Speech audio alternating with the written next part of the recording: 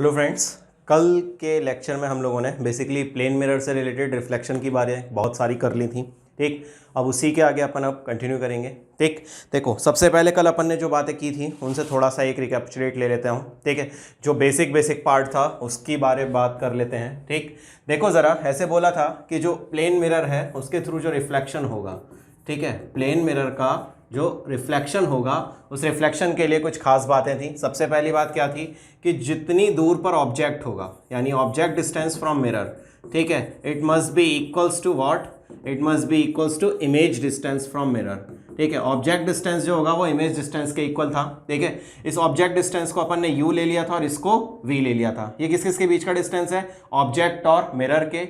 ये किस किस के बीच का डिस्टेंस है? ये मिरर और इमेज के बीच का डिस्टेंस। अगर मैं इनको वेक्टर फॉर्म में लिखता हूं, ठीक, तो आपको ये बात पता थी कि यहां अगर आपका एक ऑब्जेक्ट रखा हुआ है, ठीक है, ये आपका एक मिरर है, ठीक, यहां पर आपका एक इमेज है, तो ये आपका ऑब्जेक्ट जो है वो इस तरफ है, इमेज आपकी इस तरफ है। अच्छा, ये डिस्टेंस को मैंने u बोला और इस डिस्टेंस को मैंने v बोला। अगर मैं इसको ओरिजिन कंसिडर कर लेता हूं इन दैट केस कि ये दोनों वेक्टर्स जो हैं वो किसके रिस्पेक्ट में लिखे जा रहे हैं? विद रिस्पेक्ट टू मिरर लिखे जा रहे हैं। इनको अगर मैंने डिफरेंशिएट किया था तो क्या मिला था मुझे? du ओवर dt, मतलब टाइम के रिस्पेक्ट में अगर मैंने इनको डिफरेंशिएट किया था तो मुझे मिला था क्या? Velocity of object with respect to mirror minus इधर के डायरेक्शन में क्या मिला था? Velocity of image with respect to mirror. ये आपको एक वैल्यू मिली थी। इससे रिलेटेड एक बात और, यहाँ पर अगर आपने सॉल्व किया था तो हमें क्या रिलेशन मिला था कि vi equals to 2 times velocity of mirror minus velocity of object. ये बात कल हुई थी हमारी। इसके बाद में मैंने आपको और बताया था क्या कि एक्सेलरेशन जो है उसके लिए भी सेम रिलेशन है। So acceleration of image is equal to 2 times acceleration of mirror minus acceleration of object. एक रिलेशन ये बताया था। ठीक, इसके बाद में मैंने आपको इसमें रोटेशन से रिलेटेड भी बताया था कि omega of theta of image it is equals to 2 times theta of mirror minus theta of object. ये भी रिलेशन वैलिड है यहाँ पर। ठीक, अच्छा, इसके बाद मैंने आपको बताया था मल्टीपल इमेजेस के केस में जो नंबर ऑफ इमेजेस हैं उससे रिलेटेड बात बताई थी क्या कि 360 बाय थीटा करो, जो भी दो मिरर्स के बीच का इंक्लिनेशन है उसको 360 से डिवाइड करो एंगल को, और फिर आपको वैल्यूज़ क्या क्या मिलेंगी? उन वैल्यूज़ के बेसिस पर अगर वो वैल्यू ऑड मिलती है या इवन मिलती है या फिर वो फ्रैक्शन में मिलती है वैल्यू, इन बातों पर ध्यान देना है। ऑड मिलती है तो नंबर ऑफ इमेजेस n-1 होंगी और n होंगी। n is for asymmetric position और n-1 is for symmetric position. ठीक है, अच्छा, इसके बाद में इवन के लिए दोनों केसेस में n-1 चाहे सिमेट्रिक का केस हो चाहे असिमेट्रिक का केस हो। इसके बाद में अगर फ्रैक्शन की बात होती है तो फ्रैक्शन के केस में क्या होता था कि जो भी फ्रैक्शनल का पार्ट होता था सिर्फ उसकी हम वैल्यू कंसीडर कर लेते थे। जैसे किसी की भी फ्रैक्शन की वैल्यू आगे मान लो 4.52, तो इसमें नंबर ऑफ इमेजेस हम 4 ले लेंगे। फिर यहाँ इवन और हमें नहीं देखना होता था। इतने तक बात हो गई थी। इसके बाद में मैंने बात की थी आपसे किससे रिलेटेड कि अगर आपके दो मिरर्स पैरेलल हैं तो नंबर ऑफ इमेजेस जो होंगी वो इनफाइनाइट होंगी, और उस इनफाइनाइट इमेजेस की जो पोजीशन है उसके लिए मैंने आपको क्या बताया था? आपको बोला था कि जैसे ये दो आपके मिरर्स हैं, ठीक है, इन दोनों मिरर्स के बीच में अगर कहीं पर ऑब्जेक्ट आपका रखा हुआ है, मान लो इधर से a डिस्टेंस पर है और इधर से b डिस्टेंस पर है, ऐसा कुछ डिस्टेंस आपके पास में लिखा हुआ है, तब क्या करेंगे आप? तब आप कुछ ना कीजिए, सिंपल सा एक छोटा सा खेल के लिए, क्या a ये हो गया डिस्टेंस और b ये डिस्टेंस हो गया। ठीक, उस केस में फर्स्ट इमेज तो a डिस्टेंस पर और इससे फर्स्ट इमेज b डिस्टेंस पर। ठीक है, उसके बाद में आपको क्या करना है? a प्लस b जोड़ते जाइए। उसके बाद में आप दोनों मिरर्स के बीच का जो डिस्टेंस है उसको जोड़ते चले जाइए, आपको वैल्यूज मिलती चली जाएंगी हर अगली आपकी इमेज की। ठीक है, अच्छा, और डिस्टेंस कहां पर होगा उनकी पोजीशन आप इजीली फाइंड कर सकते हैं। ठीक, अच्छा, इसके अलावा मैंने आपको और क्या बताया था? इसके अलावा मैंने आपको बताया था कि अगर आपका पोजीशन ऑफ इमेज जो है, ठीक है, वो इस केस में भी बता दी थी कि दो मिरर्स आपके अगर इंक्लाइन है तो उस केस में भी मैंने आपको बताया था कि नंबर ऑफ इमेजेस आपकी कितनी होंगी। ठीक, तो आज यहीं से स्टार्ट कर रहे हैं अपन। ठीक, मान लीजिए कि दो आपकी मिरर्स हैं, ठीक है, और इनके बीच में यहां एक ऑब्जेक्ट रखा हुआ है, बिल्कुल जो सिमेट्रिक पोजीशन है उस पर ना रख के कहीं एक साइड में इसके बीच में हमने एक ऑब्जेक्ट को प्लेस कर दिया है। ठीक है, ऑब्जेक्ट आपका यहां प्लेस किया गया है और इस ऑब्जेक्ट से जो ये एंगल है ये 15 डिग्री और इधर वाला एंगल जो है वो 25 डिग्री है। ठीक, अच्छा, इसको मैं M1 बोल रहा हूं और ये मेरा मिरर M2 है। ठीक, आपसे पूछ रहा है कि नंबर ऑफ इमेजेस कितनी होंगी, नंबर ऑफ इमेजेस कितनी होंगी और पोजीशन ऑफ इमेज कितनी होगी। पहली बात तो नंबर ऑफ इमेज, दूसरी बात पोजीशन ऑफ इमेज क्या होंगी। ये दो बातें आपसे सिंपल सी पूछ रहा है। कैसे करेंगे, सिंपल सा बात ऐसे करने का, फर्स्ट इमेज कितने डिस्टेंस, कितने एंगल पर, इससे 15 पर और इससे 25 पर। तो पहली इमेज के लिए तो भाई ये 15, जो ये वैल्यूज हैं यही यहां पर पुट कर दीजिए, ये 15 और ये 25 पर। ठीक, ये आपका M2 है और ये आपका M1 है। अच्छा, इसके बाद में नेक्स्ट के लिए क्या करना है, दोनों मिरर्स के बीच का जो डिस्टेंस है मतलब एंगल है कितना है 40, इसमें ऐड करो कितना आया 55, 40 इसमें ऐड करोगे कितना आया 65, इसमें ऐड करोगे कितना आएगा 115, इसमें ऐड करोगे कितना आएगा 40 ऐड करोगे तो, अच्छा 40 ऐड करना है तो 105 आएगा इसमें, और ये आया 95। ठीक, इसके बाद और इसमें 40 ऐड करो, ये कितना आ जाएगा 135, इसमें 40 ऐड करोगे तो 145। ठीक, ये आपके नंबर ऑफ इमेजेस, जैसे 15 के बाद 55, 55 के बाद 95 और फिर 155, 55 के बाद 95, सही है, 95 के बाद 135। ठीक है ना, ये आपके इमेजेस बन जाएंगी। अच्छा, इसके आगे बढ़ते हैं। अब 135 है, 135 में अगर आप 40 ऐड करोगे तो ये आ जाएगा आपका अगला वाला 135 के बाद में 175, 135 के बाद में अगला आ जाएगा आपका इधर 175, इसमें अगर ऐड करोगे 145 में तो क्या आ जाएगा 185। ये पॉसिबल नहीं है। ठीक, अच्छा अब देख लेते हैं कि नंबर ऑफ इमेजेस कितनी बनेंगी। देखो जरा 360 बाय थीटा करेंगे, 360 बाय थीटा कितना है बेटा, दोनों मिरर्स के बीच का एंगल है 40 डिग्री। काटो यार, कितना आ गया 4 9 36।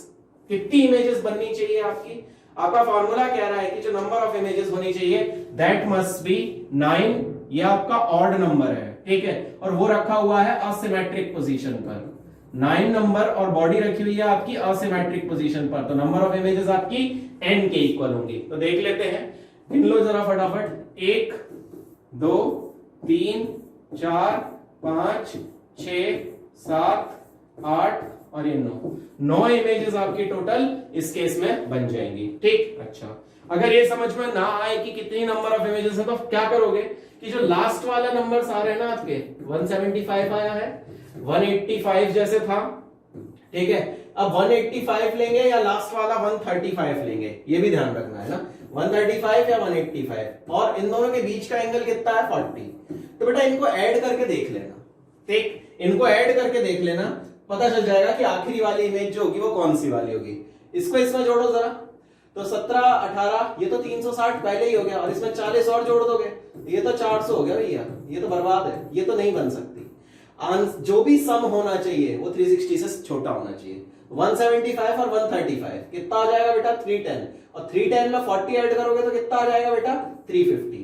देख लो दोबारा क्या कह रहा हूं, तीनों को ऐड करके देखो, 175 को ऐड करो किसके अंदर 135 के अंदर और 40, इन तीनों को जब आप ऐड करोगे ठीक, तो आपको वैल्यू मिल रही है कितनी 350, और ये वैल्यू छोटी है आपकी किससे 360 से। अच्छा, अगर आप 185 कंसीडर कर लेते हो तो 175 प्लस 185 प्लस 40, इसको अगर करके देखते हो तो देखना जरा कितना हो गया 360 400 हो गया बेटा, तो ये तो पॉसिबल ही नहीं है ना कॉम्बिनेशन।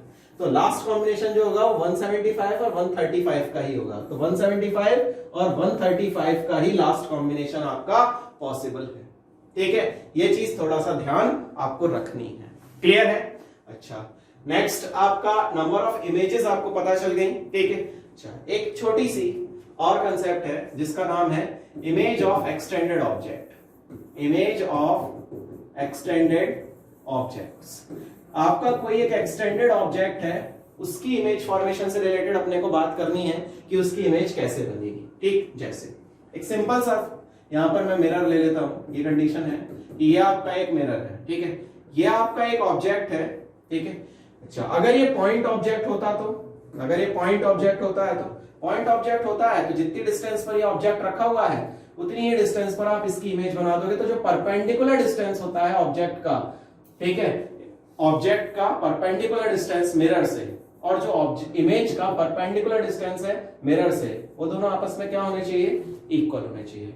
ऑब्जेक्ट और मिरर का परपेंडिकुलर डिस्टेंस इमेज और मिरर का परपेंडिकुलर डिस्टेंस आपके इक्वल होने चाहिए। ठीक, अच्छा अगर इस मिरर को मैं जैसे लेट अस सपोज एक छोटा सा एग्जांपल ले लेता हूं, ये लेट अस सपोज मेरे पास में मिरर है, ये मेरे पास में एक मिरर है, ठीक है।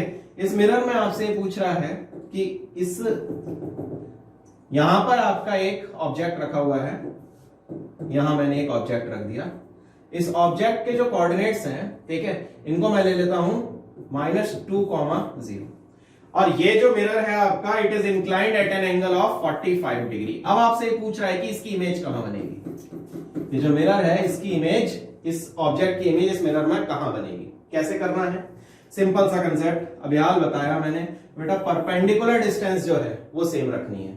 तो देखो जरा, ये परपेंडिकुलर डिस्टेंस जो है वो आपकी सेम होनी चाहिए, किस तरफ से, इस परपेंडिकुलर डिस्टेंस, ठीक है। जो ऑब्जेक्ट की परपेंडिकुलर डिस्टेंस है मिरर से, वही डिस्टेंस इमेज की होनी चाहिए मिरर से। इसको आगे बढ़ा दो, जो आपका मिरर था उसको आगे बढ़ा दिया आपने। अब देखो जरा, ये एंगल आपका कितना है 45, तो ये भी 45 हो गया। ये वैल्यू आपकी कितनी है, ये वैल्यू आपको दे रखी है -2, यानी 2 दे रखी है। ये वैल्यू और ये वैल्यू आपकी इक्वल होनी चाहिए। जब ये वैल्यू 2 है तो इसका ये एंगल भी, ये वैल्यू भी आपकी कितनी हो जाएगी 2, ठीक है। तो वैल्यू किस पर आ जाएगी, ये आ जाएगा आपका -2, 0 पर है, तो ये आ जाएगा 0, 2।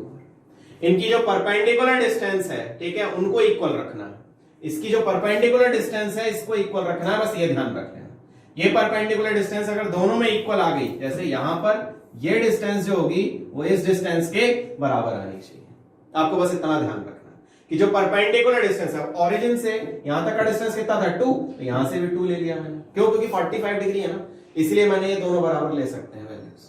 क्लियर है, अच्छा और आगे बढ़ते हैं यार, और समझो ज्यादा चीजों को। अब ऐसे कह रहा है आपसे कि मान लीजिए कि ऑब्जेक्ट जो है वो पॉइंट ऑब्जेक्ट ना होके, ऑब्जेक्ट जो है वो पॉइंट ऑब्जेक्ट ना होके आपका एक एक्सटेंडेड ऑब्जेक्ट है। फिर कैसे बनाएंगे, तो एक्सटेंडेड ऑब्जेक्ट के केस में क्या हो रहा है वो देखो जरा।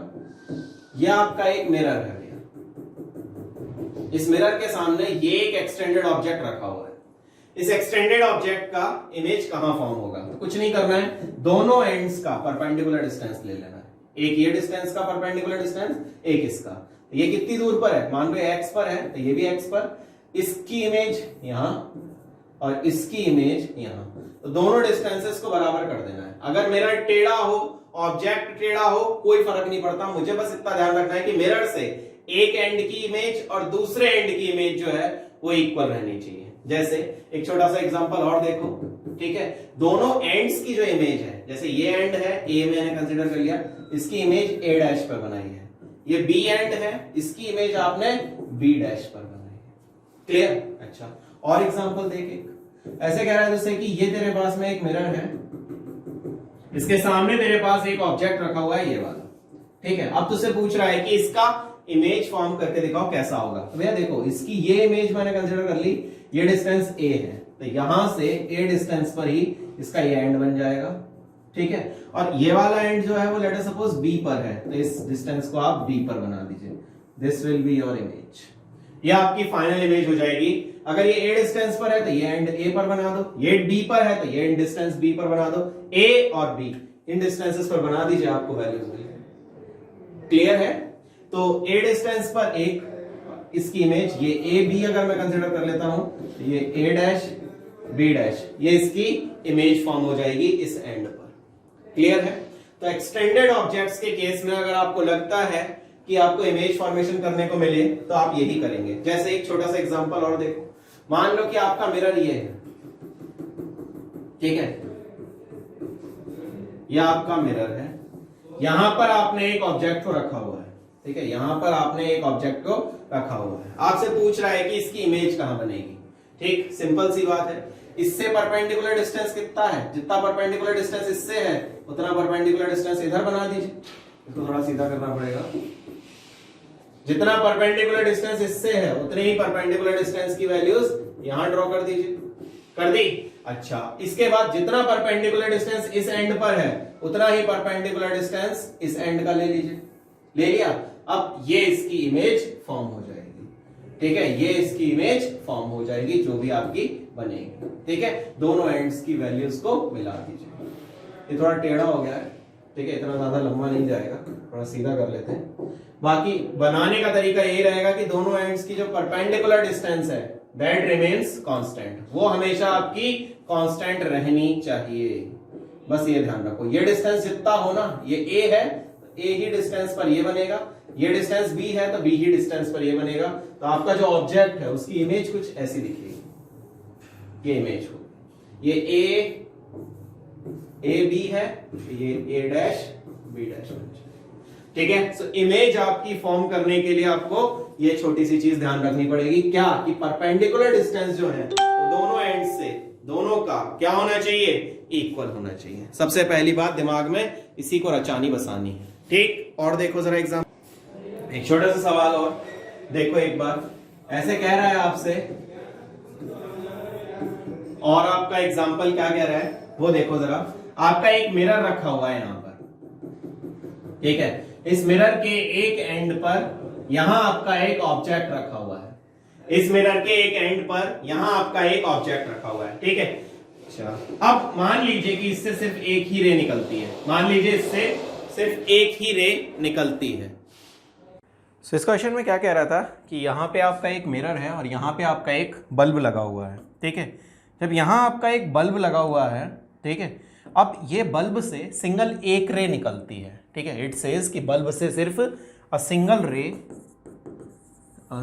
रे इमर्ज फ्रॉम बल्ब, एक सिंगल बल्ब से इमर्ज करती है रे। ठीक, अच्छा, अब आपसे ये पूछ रहा है कि अगर ये अपनी जगह से मूव करके और नीचे आ जाए, ठीक है, अगर ये अपनी जगह से मूव करके जो मिरर है वो नीचे आ जाए, तो ये आपसे पूछ रहा है कि यहाँ पर जो एक पैच बन रहा है, इसके रिफ्लेक्शन की वजह से एक पैच बन रहा है, ये रिफ्लेक्शन जो होगा इससे, इस रिफ्लेक्शन की वजह से यहाँ पर ये जो पैच बन रहा है, इस पैच का जो एरिया है, ठीक है, यहाँ पर पैच जो बन रहा है उसको सर्कुलर पार्ट दिखेगा, सर्कुलर, उसका एरिया ऑफ पैच, ठीक है, आइदर इट विल इंक्रीज और डिक्रीज और रिमेन सेम।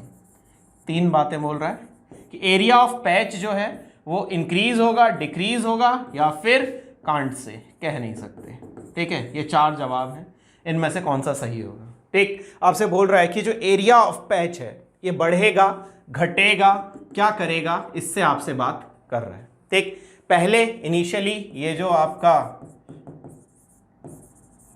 मिरर था वो इस जगह पर था और फाइनली मिरर की पोजीशन जो है वो ये है। आपसे पूछ रहा है कि ये जो एरिया यहाँ पर पैच बन रहा है, यहाँ पर एक रोशनी बनेगी, उस रोशनी का एरिया बढ़ेगा कि घटेगा, या फिर सेम रहेगा या फिर कह नहीं सकते। ठीक, अच्छा, आप में से कुछ लोगों का दिमाग कह रहा होगा कि एरिया बढ़ेगा, क्यों, क्योंकि ये नीचे जा रहा है। ठीक है, अब ये नीचे जा रहा है, ठीक है, लेकिन आप एक चीज देखो ना दोस्तों कि जब ये नीचे जा रहा है, ठीक है, सो ये लेंथ और ये लेंथ, ये दोनों ट्राइंगल तो आपके सिमिलर ट्राइंगल्स होंगे ना। तो जब ये दोनों ट्राइंगल सिमिलर होंगे तो यहां पर जब एंगल इनिशियली, ठीक है, यहां पर इनिशियली जब आप बात कर रहे थे तो एंगल की जो वैल्यू है वो मान लो थीटा थी, तो ये भी थीटा हो गया। अब यहां पर ये अल्फा है तो ये भी तो अल्फा बनेगा। क्या कहते हो, एरिया का क्या रहेगा, जो एरिया है पैच का वो बिल्कुल सेम रहेगा, एरिया ऑफ पैच जो है वो बिल्कुल सेम रहेगा, ये बिल्कुल नहीं बढ़ेगा। क्यों, क्योंकि जो एंगल जहां आ रहा था थीटा, वो अल्फा यहां आ रहा है, अल्फा से वापस जा रहा है। ठीक है, अब तुम यूं कहोगे कि भैया हाइट भी तो बढ़ गई जब एंगल बढ़ा, तो उसके चक्कर में क्या हुआ कि ये जो बेस है ये आपका बिल्कुल सेम रह पाया। दैट्स वाई इसका एरिया जो है वो सेम रहेगा इस केस के अंदर। क्लियर है ये बात? ठीक है, तो इस बात को थोड़ा सा ढंग से समझ लीजिएगा कि क्या हो रहा है इसमें। ठीक, अच्छा, और आगे बात करते हैं। ठीक, और देखो जरा, ऐसे कह रहा है आपसे कि एक लड़का खड़ा हुआ है यहां पर जिसकी हाइट h है। ठीक है, a person of height h is standing here. ठीक है, उसे पूछ रहा है कि उसको कितना बड़ा मिरर चाहिए जो कि वो पूरा का पूरी अपनी शक्ल देख सके। ठीक है, मैंने इनिशियली कंसिडर कर लिया कि ये मिरर जो है वो पूरा का पूरा यहीं पर h हाइट का ही है। अब देखो जरा, क्या एक बात बताओ कि अब मुझे देखना क्या है। अगर मुझे इसके पैर देखने हैं अपने, तो क्या मैं यहां से एक रे भेज के जिस एंगल पर रे आएगी उसी एंगल पर चली जाएगी? क्या ये एंगल थीटा बराबर हो गया आपका? ये थीटा और ये थीटा बराबर होगा, तो जो यहां से रे जाएगी क्या वो आंखों पर सीधी सीधी पहुंच जाएगी? जब ये यहां पहुंच जाएगी तो ये एंगल थीटा बराबर है इस थीटा के, तो ये ट्राइंगल जो ऊपर वाला है नीचे वाले के सिमिलर हुआ, ये हाइट h/2 और ये हाइट h/2। तो क्या आपको देखा यहां पर कि सिर्फ अगर मिरर यहां तक एक रे मैंने यहां से भेज दी और एक रे मैंने यहां से भेज दी, ये रे अपने पाथ को वापस रिट्रेस कर गई। अब एक बात बताओ कि मुझे कितने मिरर की जरूरत पड़ी? सिर्फ मुझे यहां से यहां तक के मिरर की ही तो रिक्वायरमेंट पड़ी। ये मिरर तो मेरे लिए वेस्ट है, इसका तो कोई रिक्वायरमेंट मुझे है ही नहीं है। तो अगर मिरर मेरे पास आधा भी हुआ यानी h/2 का मिरर भी हुआ, सो मैं पूरे के पूरे आदमी की इमेज देख पाऊंगा कि नहीं? देख, तो आपसे क्या पूछ रहा है? आपसे पूछ रहा है कि अगर ये h हाइट का आदमी है तो मिनिमम कितनी हाइट का मिरर चाहिए जो कि आदमी अपनी पूरी शक्ल को देख सके। तो भैया जब h हाइट का आदमी है तो कितनी हाइट चाहिए ऑब्जेक्ट की? वो मिरर की हाइट चाहिए सिर्फ h/2। ठीक है। सो फॉर अ पर्सन ठीक है want to see his complete image ठीक है, mirror height required must be half, आधी होनी चाहिए ऑफ पर्सन हाइट। ठीक है, पर्सन की हाइट का आधा मिरर जो है उस लेंथ का मिनिमम रिक्वायर्ड है, तब जाके वो पूरा का पूरा अपनी शक्ल को देख पाएगा। क्लियर है ये बात? तो ध्यान रखिएगा, इस चीज से काफी सारे क्वेश्चंस कंसेप्ट पर रहते हैं। ठीक है। So a person required a mirror, अगर आदमी की हाइट जो है, एग्जांपल ले लेता हूं, जैसे एक आदमी है आपका, ठीक है, इस आदमी की जो हाइट है, ठीक है, अगर वो 1 मीटर है, ठीक है, तो इसके सामने अगर मैं आधी मीटर का मिरर रख देता हूं, हाफ मीटर की हाइट का मैं अगर मिरर रख देता हूं, देन ये आदमी अपनी पूरी की पूरी इमेज को इसके अंदर देख पाएगा। ये बात ध्यान रखिएगा। ठीक। अच्छा, और सुनो जरा, और समझो जरा, और क्या बताता है। ऐसे कह रहा है आपसे कि मान लो मैं ऐसे कंसिडर कर रहा हूं कि आदमी जो है, ठीक है, वो इस तरह से है कि यहां पे उसकी आंखें हैं, आंखें जो है ना उसकी वो यहां पर हैं। ठीक है, ये लेंथ y है और ये लेंथ जो है वो x है। अब आपसे ये पूछ रहा है कि कितनी हाइट का आपको मिरर रिक्वायर्ड होगा। तो भैया बहुत आसान है, यहां पे आंखें हैं तो पैर देखने हैं। ठीक है, जब पैर देखने हैं तो कितना मिरर चाहिए? y/2 का। और अगर यहां पर आंखें हैं और सिर देखना है तो कितना हाइट चाहिए? कितना हाइट चाहिए? तो उसमें भी उसको, अरे यार, उसको कितनी हाइट रिक्वायर्ड होगी? x/2। तो टोटल हाइट यहां कितनी है? x plus Y.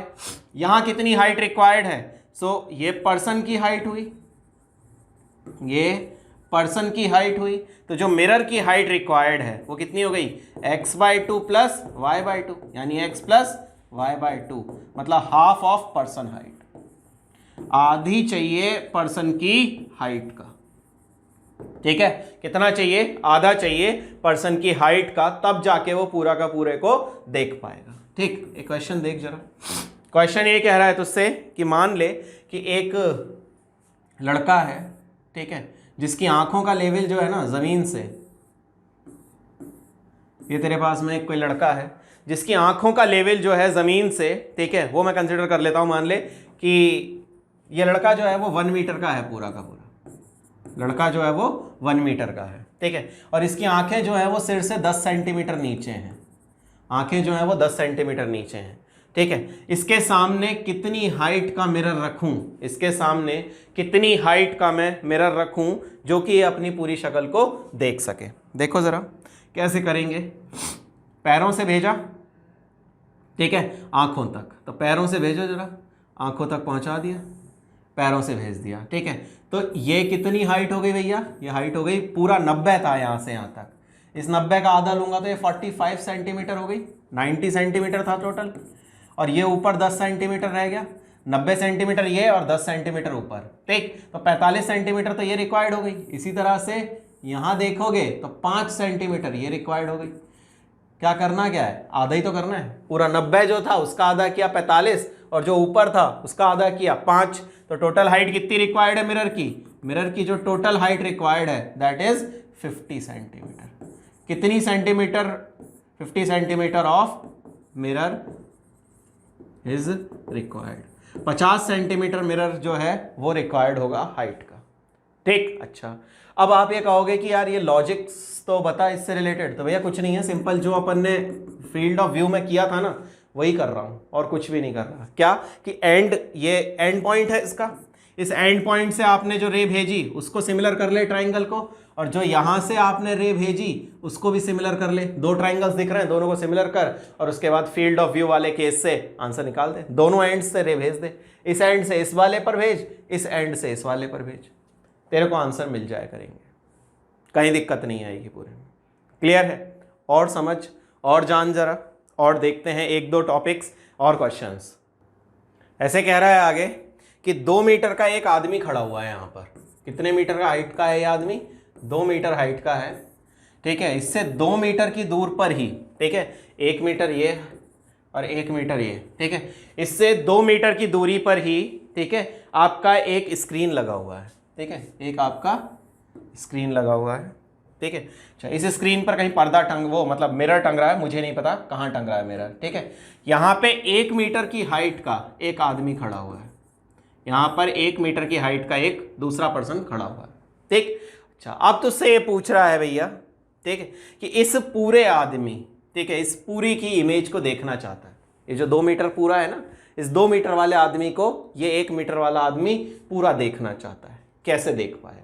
कितने बड़ा मिरर इसके सामने रिक्वायर्ड होगा मिनिमम, जो कि इस पूरे की इमेज ये देख पाए। ठीक है, अच्छा कैसे करोगे? सोचो जरा थोड़ा सा। ठीक, देखो आपको ये बात पता है कि आपको करना क्या है, दोनों एंड से आपको रेज भेजनी है, इसके दोनों एंड से आपको रेज भेजनी है। जब आप इसके दोनों एंड से रेज भेजोगे, ठीक है, तो देखो जरा, एक ये वाला है, ठीक है, और एक इसका एंड ये वाला है। ठीक है, ऐसे ही तो रे भेजोगे तभी तो इसके पास तक पहुंचेगी। ये मान लो ये यहां तक है, एक रे ये पहुंची और एक रे आपकी ये पहुंचेगी। जब ये दोनों रेज इसके पास पहुंचेंगी तभी तो ये पूरा का पूरा को देख पाएगा अपने को। ठीक है, आपको दोनों रेज को दोनों रेज को आंखों पे पहुंचाना है ना, दोनों रेज को आंखों पे पहुंचाना है, दोनों रेज को आंखों पे पहुंचा दो, दोनों रेज इसकी आंखों में पहुंचा दो। ये रे भी यहां से पहुंचा दी और इस रे को भी पहुंचा दो। दोनों रेज को आपको आंखों पे पहुंचाना है। ये दोनों रेज आपकी आंखों पर इसने पहुंचा दी, एक इसके सिर से और एक इसके पैर से। ठीक है, इसको देखना चाहता है ये वाला आदमी, ये पर्सन है आपका। ठीक है, इसको मैं कोई बॉडी ले लेता हूं। Person wants to see a body, person wants to see a body. ठीक है, अच्छा अब आपसे ये पूछ रहा है कि कितनी हाइट का मिनिमम मिरर चाहिए, तो यही वाली हाइट का मिरर चाहिए बेसिकली। ठीक है, अब इस हाइट को निकालने के लिए क्या करना पड़ेगा? तो बेटा लोग, अगर मुझे ये दोनों हाइट्स पता चल गई कि यहां से यहां तक कितना होगा और यहां से इसको भी पूरा ऊपर तक कर देता हूं, 2 मीटर में से अगर मैं ये दोनों हाइट्स माइनस कर देता हूं तो क्या मुझे ये पता चल जाएगा? इसको मैं y कंसिडर कर ले रहा हूं, इस हाइट को मैं x कंसिडर कर ले रहा हूं। अगर मैं ये y और x माइनस कर दूं इस 2 मीटर में से, तो क्या मुझे इस मिरर की हाइट पता चल जाएगी? इजी है। सो मुझे क्या पता करना है मिरर की हाइट? तो 2 माइनस एक्स माइनस वाई। ठीक है, अच्छा अब x और y कैसे आएंगे? अगला सवाल ये उठता है। अगला सवाल ये है कि x और y जो हैं वो आपके कैसे आएंगे? सो सोचो जरा बेटा लोग, यहां पर एंगल आपके बराबर बन रहे हैं, ये थीटा और ये भी आपका थीटा। ठीक है, अच्छा जब आप इस पर रे भेजोगे, ठीक है, तो कितनी कितनी दूर पर आपको रेज भेजनी है, उनसे रिलेटेड अब अपन बात कर लेते हैं। एक बार सुनो, देखो सिमिलर ट्राइंगल का ही कंसेप्ट है और कुछ खास नया नहीं है। सो इसकी जो इमेज बनेगी, ठीक है, इस ऑब्जेक्ट की जो इमेज बनेगी उसके पैर यहां कहीं होंगे। ठीक है, 1 मीटर पर रखा हुआ है तो 1 मीटर पर इमेज, इसकी अगर इमेज बनानी है तो यहाँ कहीं आएगी। ठीक है, इस इमेज की हाइट कितनी हो जाएगी बेटा लोग? 1 मीटर का है तो 1 मीटर की ही इमेज बन जाएगी। ठीक है, अच्छा अब 2 ट्राइंगल देखो जरा। एक ट्राइंगल मैं आपको जो ट्राइंगल मैं दिखा रहा हूँ ना वही देखना बेसिकली ना। एक ट्राइंगल तो ये देखो, ये वाला, ठीक है, और दूसरा ट्राइंगल ये देखना। इन दोनों ट्राइंगल की अगर मैं सिमिलरिटी की बात कर लेता हूं तो क्या मुझे पता चल जाएगी वैल्यूज?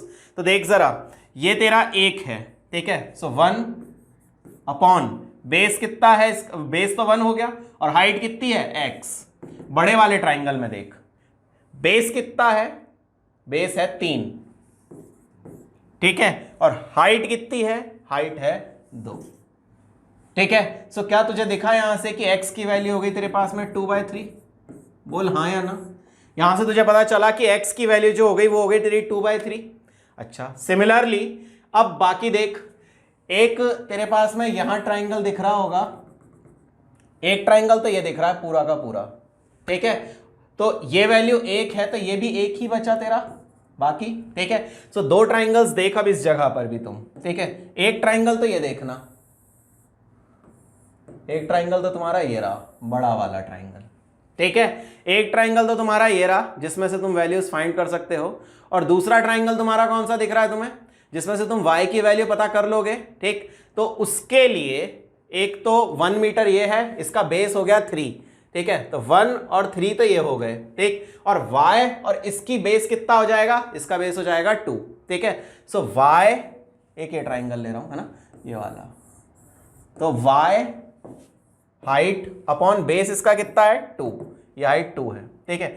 इसका हाइट कितना है 1 और बेस कितना है इसका 3, सो यहां से y की वैल्यू भी कितनी आ गई 2/3।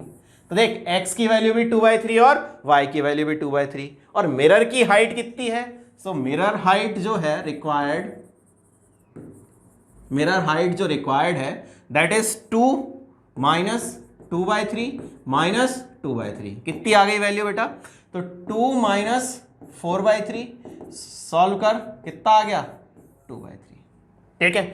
मतलब अगर 2 मीटर का पर्सन है, ठीक है, तो 2/3 मीटर का उसको क्या चाहिए, क्या चाहिए देखने के लिए, मिरर चाहिए। मतलब अगर h हाइट का पर्सन होगा, अगर h हाइट का पर्सन होगा तो मिरर हाइट जो होगी वो h/3 होगी, ठीक है। अगर पर्सन की हाइट जो है, ठीक है, जितना, बट एक कंडीशन है, जितना बड़ा आदमी होना चाहिए उतनी ही डिस्टेंस होनी चाहिए मिरर से।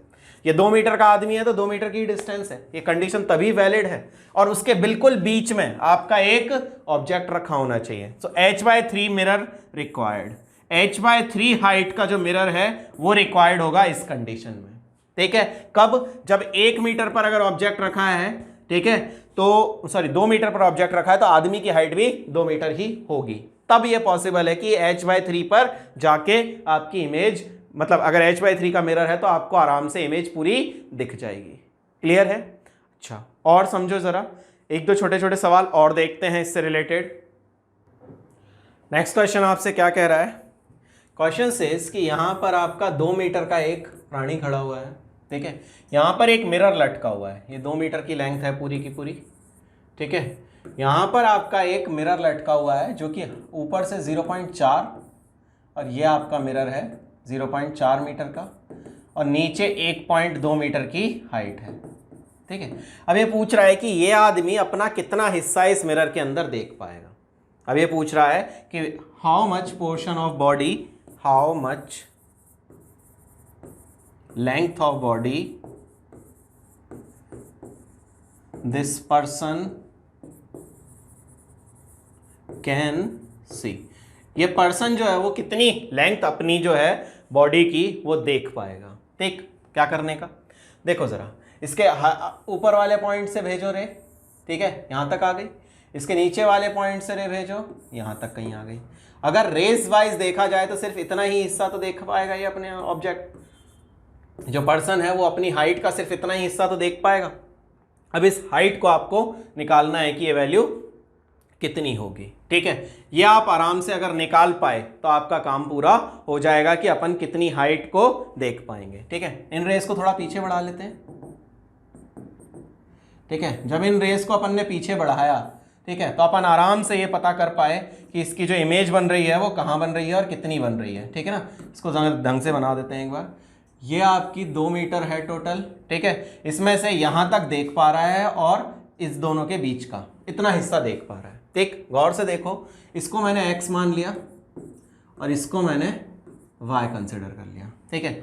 इस हाइट तक के लिए मैंने वैल्यू को यहाँ तक y मान लिया है, ठीक है, और इस हाइट तक के लिए मैंने x मान लिया है। अब जरा गौर से बताओ कि देख कितना पा रहा है, तो बेटा y की जो वैल्यू है और जो x की वैल्यू है, इसके बीच का जो हिस्सा है, इस हिस्से को ही सिर्फ ये देख पाएगा। This person can see his body, सिर्फ इतना हिस्सा जो ये यहां से यहां तक की लेंथ होगी, इसको ये देख पाएगा। ये बात क्लियर हो गई दिमाग में?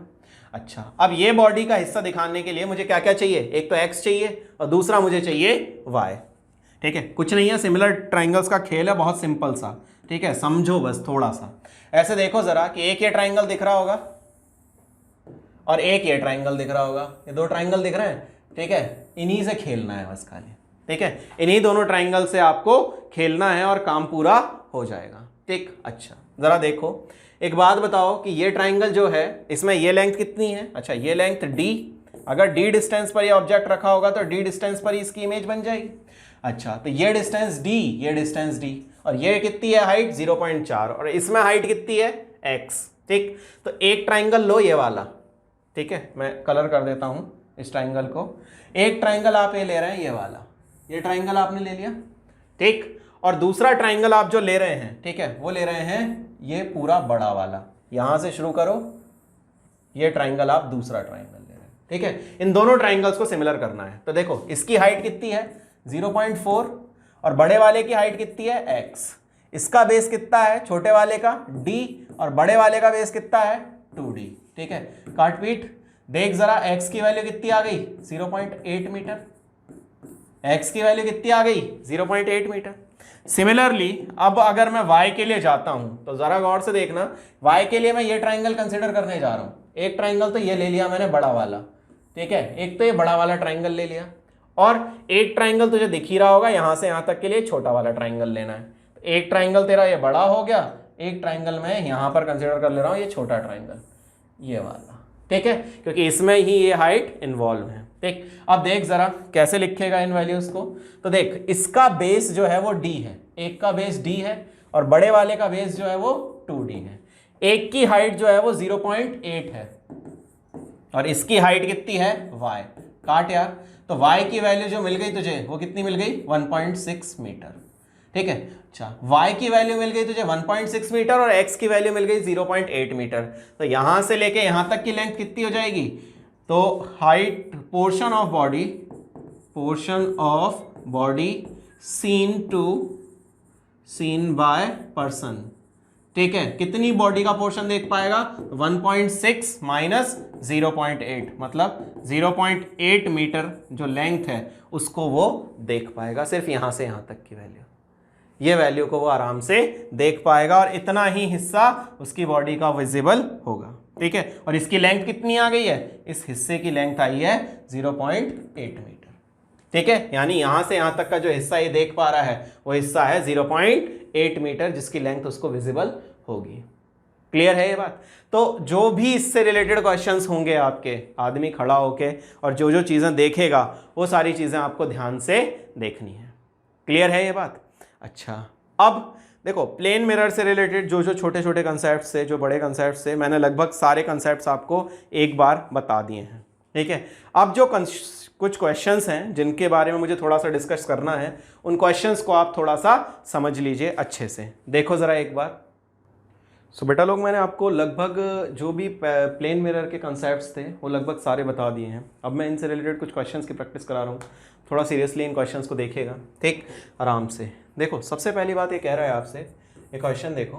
ठीक है, ये एक बात याद रखना यार, ये मत सोच के करना अपनी तैयारी को, जब अपनी नीट की प्रिपरेशन कर रहे हो तो ये सोच के मत करना है कि हम सिर्फ और सिर्फ नीट के लिए तैयार करें। ठीक है, अपना जो माइंड मेकअप है वो इतना ध्यान रखना है कि मिनिमम आपको फिजिक्स के अंदर, बाकी किसी सब्जेक्ट के लिए मैं बोलूँगा नहीं कभी, मैं सिर्फ फिजिक्स के लिए बोल रहा हूँ। तो बेटा अपना जब भी आपको तैयारी करो तो अपना माइंड मेकअप ये रखना कि मुझे कम से कम अपना लेवल जो है वो जेईई मेंस तो क्लियर करना है। अगर आप जेईई मेंस तक का लेवल लेके चल रहे हो, ठीक है ना, तो मैं आपको बोलूँगा तभी आप अगर कर पाओगे तो नीट अच्छे से मार्क्स ला पाओगे। लास्ट ईयर मेरी एक स्टूडेंट थी, ठीक है, उसका इस टाइम तो बेसिकली एम्स में है, उसका फिजिक्स का स्कोर जो था वो 175 था। जो पिछला वाला एग्ज़ाम हुआ था, ये तो हुआ ही नहीं है 21 का, तो जो 20 का एग्ज़ाम था उसमें उसका स्कोर था फिजिक्स का 175। एक क्वेश्चन बहुत छोटा सा था, किसी दिन बताऊंगा उस क्वेश्चन को, प्रैक्टिकल फिजिक्स का एक क्वेश्चन गलत करके आई थी वो लड़की। ठीक है, बाकी तो उसने कोई क्वेश्चन गलत नहीं किया था, मैं दिखाऊंगा उस क्वेश्चन को भी कभी, तुम लोग कहोगे कि हे भगवान क्या कर दिया। तो बेटा उसके प्रिपरेशन के बारे में बताता हूँ तुम्हें। तो उसकी प्रिपरेशन जब मैंने कराई थी तो उसके लिए मैंने हमेशा उसको जेईई मेंस तक के जो क्वेश्चंस थे उस तक के सारे क्वेश्चंस मैंने हमेशा उसको फिजिक्स में कराए थे, ठीक है। दैट्स वाई मैंने आपके मॉड्यूल्स में भी जो जेईई मेंस के प्रीवियस ईयर के क्वेश्चंस हैं उनको रखा हुआ है। तो आपको यही सजेस्ट करूंगा बेटा लोग कि उसको थोड़ा सा ध्यान में रख के करना ज़रूर, ठीक है। तो जितने भी मैं क्लास में क्वेश्चंस करा रहा हूँ उन सबका लेवल जो है ना, आप ये मत सोच के चलना कि ये नीट में आ सकता है, नहीं बेटा। जो मैं करा रहा हूँ, ठीक है, वो तुम्हारे सब काम का है। अगर तुम्हें लगता है कि कोई काम का नहीं है तो मतलब तुम्हारा विश्वास मुझ पर कम है, ठीक है। तो मेरा जब मुझ पर अगर तुम्हें फेथ है कंप्लीट तो तुम क्वालिफाई करोगे 101%, ठीक है ना। तो इतना ध्यान रखो, जितना मैं करा रहा हूँ, जो मैं करा रहा हूँ वो सब कुछ काम का है। तो थोड़ा सा ध्यान से और थोड़ा सा मेरे पे फेथ बना के रखो, कंप्लीट कराऊंगा, पूरा का पूरा फिजिक्स के पूरे मार्क्स लाओगे, ठीक। तो आगे बढ़ते हैं दोस्तों। पहला क्वेश्चन ये कह रहा है आपसे कि यहाँ पर आपका एक मिरर है, सर्कुलर मिरर, ठीक है। यह आपका सर्कुलर मिरर है। इस सर्कुलर मिरर की जो रेडियस है, ठीक है, इस सर्कुलर मिरर की जो रेडियस है वो आर दे रखी है। मुझे सर्कुलर मिरर की रेडियस जो है वो आर दे रखी है, ठीक है। इस एक्सिस के पैरेलल यहां मैंने एक रे भेजी, ठीक है, और ये रे जो है वो 120 डिग्री पर मुड़ जाती है। कितने डिग्री पर मुड़ जाती है? 120 डिग्री पर मुड़ जाती है, ठीक है। अच्छा, आपको ये बताना है कि ये जो पॉइंट है, जिस पॉइंट पर ये इंसिडेंस हुआ है, उस पॉइंट के कोऑर्डिनेट्स क्या होंगे, ठीक है। फाइंड कोऑर्डिनेट्स ऑफ पॉइंट, ठीक है, P ले लेता हूं इस पॉइंट का नाम P, ठीक है। इस P पॉइंट के कोऑर्डिनेट्स फाइंड करो, ठीक है। व्हेन रे डेविएट बाय 120 डिग्री, ठीक है, आफ्टर। ये पूरा मिरर है, ये जो पूरा है ये पूरा मिरर की तरह काम कर रहा है। ये पूरा तुम्हारा मिरर की तरह काम कर रहा है। इस मिरर पर आपने एक रे भेजी है, वो रे इस पॉइंट पर टकराई है और 120 डिग्री पर डेविएट हो गई है, इस तरफ चली गई है, ठीक है। अब आपसे ये पूछ रहा है कि इस पॉइंट के कोऑर्डिनेट्स क्या होंगे, ठीक है। बहुत आसान, सबसे सिंपल, ठीक। इससे आसान क्वेश्चन नहीं मिलेगा करने को, ठीक। कैसे, देख जरा। एक बात बता कि तुझे ये मैंने सिखाया है कि जो भी इसका क्या कहते हैं सेंटर ऑफ कर्वेचर होगा, वहां से हमेशा नॉर्मल पास होता है। थोड़ा सा बड़ा कर ले एंगल को, तुझे अगर अच्छा लग रहा है कि ये थोड़ा टेढ़ा हो रहा है तो थोड़ा सा बड़ा कर ले इस एंगल को। अरे यार, ठीक है, थोड़ा सा बड़ा कर ले इस एंगल को, इसको भी बेटा 120 डिग्री पर ही रहेगा, बट थोड़ा सा इसको बड़ा कर देता हूं ताकि अब ये एंगल तुझे आई और एंगल आर जो है वो तुझे बराबर दिख रहा है, ठीक है। और ये दोनों तेरे आपस में बराबर हैं, ये तेरा 120 डिग्री का एंगल हो गया, ठीक है। अच्छा, अब बहुत आसान सी एक बात सुन जरा कि ये जब दोनों एंगल्स आपके आपस में बराबर हैं, ठीक है, ये दोनों एंगल्स आपके जब आपस में बराबर हैं तो ये आई है तो ये भी आई हो गया बेटा। इसको थीटा मान ले तो ये भी थीटा हो गया बेटा। अच्छा बेटा, जब ये दोनों थीटा हो गए तेरे तो ये 120 है, ठीक है, तो ये दोनों आपस में बराबर होते हैं तो ये 30-30 हो गए बेटा। ये दोनों 30-30 डिग्री हो गए, क्यों? क्योंकि टोटल 60 होना चाहिए। ये जब 120 हो गया तो ये 60 होना चाहिए, और 60 में से भी ये दोनों बराबर हैं तो आधा 30 हो गया, आधा 30 हो गया। अब ये कोऑर्डिनेट, ये एंगल भी तेरा कितना हो जाएगा, क्योंकि देख ये लाइन और ये लाइन तेरी पैरेलल है और यही सिंगल ट्रांसवर्सल दोनों को काट रही है, तो ये एंगल 30, ये एंगल भी 30। जब दोनों एंगल्स तेरे 30 हो गए बेटा लोग, तो एक बात बताना कि ये तुझे लेंथ पता है, ये लेंथ तुझे पता है कितनी है, ये लेंथ r है, ठीक है। तो ये लेंथ कितनी हो जाएगी बेटा? क्या ये तुझे दिखता है कि ये लेंथ r साइन थीटा हो जाएगी और ये लेंथ तुझे दिखती है r कॉस थीटा हो जाएगी। तो x की वैल्यू कितनी हो गई, r कॉस थीटा, और y की वैल्यू कितनी हो गई, r साइन थीटा।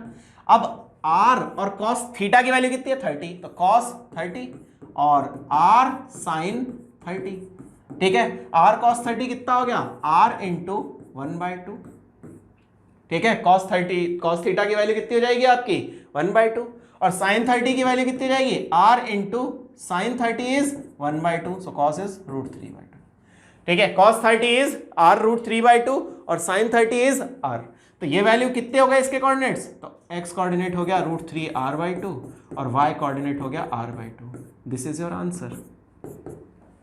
सिंपल था, सिंपल मैथमेटिक्स यूज किया है। देख लो जरा कि यहां पर रे पैरेलल है, ठीक है, ये 120 का है तो ये 60 हो गया, आधा आधा तोड़ दे, आधा आधा तोड़ेगा तो ये एंगल जो तुझे मिला वही एंगल ये मिला, खत्म बात, क्वेश्चन ही उड़ गया पूरा का पूरा, कोई मतलब ही नहीं रहा, ठीक है। ये प्रीवियस ईयर है, ध्यान रखना। आगे बढ़ता हूँ, एक क्वेश्चन और सोचो, ठीक। एक क्वेश्चन ये कह रहा है कि अब की बार, नहीं मोदी के बारे में नहीं बोल रहा, ऐसे कह रहा हूं कि ये आपका एक पैराबोला है जिसकी वैल्यू जो है वो x square is equal to, ठीक है, 2x square is equal to y दे रखा है, ठीक है। मैं किसी पॉलिटिशियन के बारे में नहीं बोल रहा बेटा, ठीक है, ध्यान रखना, तो गालियां मत देना। y is equal to 2x square, ये मेरा एक मिरर हो गया मान ले, ठीक है। अच्छा, ये पूरा का पूरा पैराबोलिक मिरर है, ठीक है। इस पर एक रे जो है वो यहां पर पड़ती है, एक रे यहां पर पड़ती है ऐसे, और पढ़ने के पश्चात सीधी चली जाती है, पढ़ने के पश्चात सीधी चली जाती है, बिल्कुल। अच्छा, अब आपसे ये पूछ रहा है कि इस पॉइंट के कोऑर्डिनेट्स बता दीजिए। Find coordinates of point P, find coordinates of point P, और कोई जरूरी नहीं है कि यही शेप दे, ठीक है। कोऑर्डिनेट्स ऑफ पॉइंट P, कोई जरूरी नहीं है कि यही शेप दे, आपको कुछ भी दे दे, आपको एलिप्स दे दे, सर्किल दे दे, कुछ भी दे, मुझे क्या फर्क पड़ता है, मुझे उससे कोई मतलब है ही नहीं, मुझे तो बस कंसेप्ट समझना है। कैसे, देख जरा। एक बात बता कि जब इस पर तुझे यहां टेंजेंट निकालना है तो क्या करते हैं, यहां थीटा कंसीडर कर लेते हैं, यही तो तेरे को काटेगा, ठीक। अच्छा, अब एक बात बताओ कि जे जब यहां से आके इधर चला गया है तो एंगल आई और एंगल आर की वैल्यू कैसे निकलती है। तो बेटा सुन मेरी बात, कोई भी तेरा अगर कर्व है, उस कर्व पर तूने पहले टेंजेंट खींच के 90 डिग्री खींचेगा तभी तो ये नॉर्मल की तरह बिहेव करेगा। दोबारा सुन ले, ये तेरा अगर कर्व है, ठीक है, इस पर तुझे नॉर्मल खींचना है तो कैसे खींचेगा, एक टेंजेंट खींच के और लाइन खींच दी, तो टेंजेंट पर जो 90 डिग्री बनाते हैं वही तेरा नॉर्मल का काम करेगा साहब, ठीक। अच्छा, तो इस चीज को तो हटा दो, ये बात क्लियर रखना दिमाग में। ये अब कितने कितने डिग्री के तेरे एंगल बन गए, ये तेरा बन गया 45, ये तेरा बन गया 45, क्यों, टोटल 90 था, टोटल 90 था तो आधा आधा 45 45। अच्छा, ये 45 है, ठीक है, ये 45 है, तो ये वाला तेरा कितना हो जाएगा, वही एंगल नाप ले भैया फिर से, ये 45 तो ये भी तेरा 45 हो गया, ठीक है। मतलब सिंपल सा कंसेप्ट मुझे यहां से जो पता चल गया, ठीक है, वो क्या पता चल गया कि tan थीटा जो है वो किसके इक्वल हो गया, tan 45 के, और tan 45 कितना होता है 1, यानी स्लोप जो हो गया इस कर्व का वो कितना हो गया 1। स्लोप निकालना मुझे आता है, कैसे, dy अपॉन dx जो होता है वो भी मुझे tan थीटा की वैल्यू देता है, ठीक है, और tan थीटा की वैल्यू कितनी निकली है 1। dy अपॉन dx निकाल, यहां से कितना हो जाएगा 4x is equal to 1। 4x 2 2 4, मतलब इसका इंटीग्रेशन कर तो 4x इज इक्वल टू 1 हो गया, तो x की वैल्यू कितनी आ गई 1/4। तेरा x कोऑर्डिनेट आ गया मेरे भाई, तेरा x कोऑर्डिनेट इजीली सॉल्व होके आ गया। देख दोबारा सुन ले, और ये नीट में भी पूछा है, ठीक है ना, परेशान मत होना, आराम से कर ले। देख दोबारा क्या कह रहा है, टेंजेंट खींचा, टेंजेंट का स्लोप निकाल लिया, कैसे निकलेगा tan थीटा से, tan थीटा की वैल्यू कितनी, थीटा मुझे पता चल चुका है 45, ठीक, तो स्लोप की वैल्यू आ गई 1।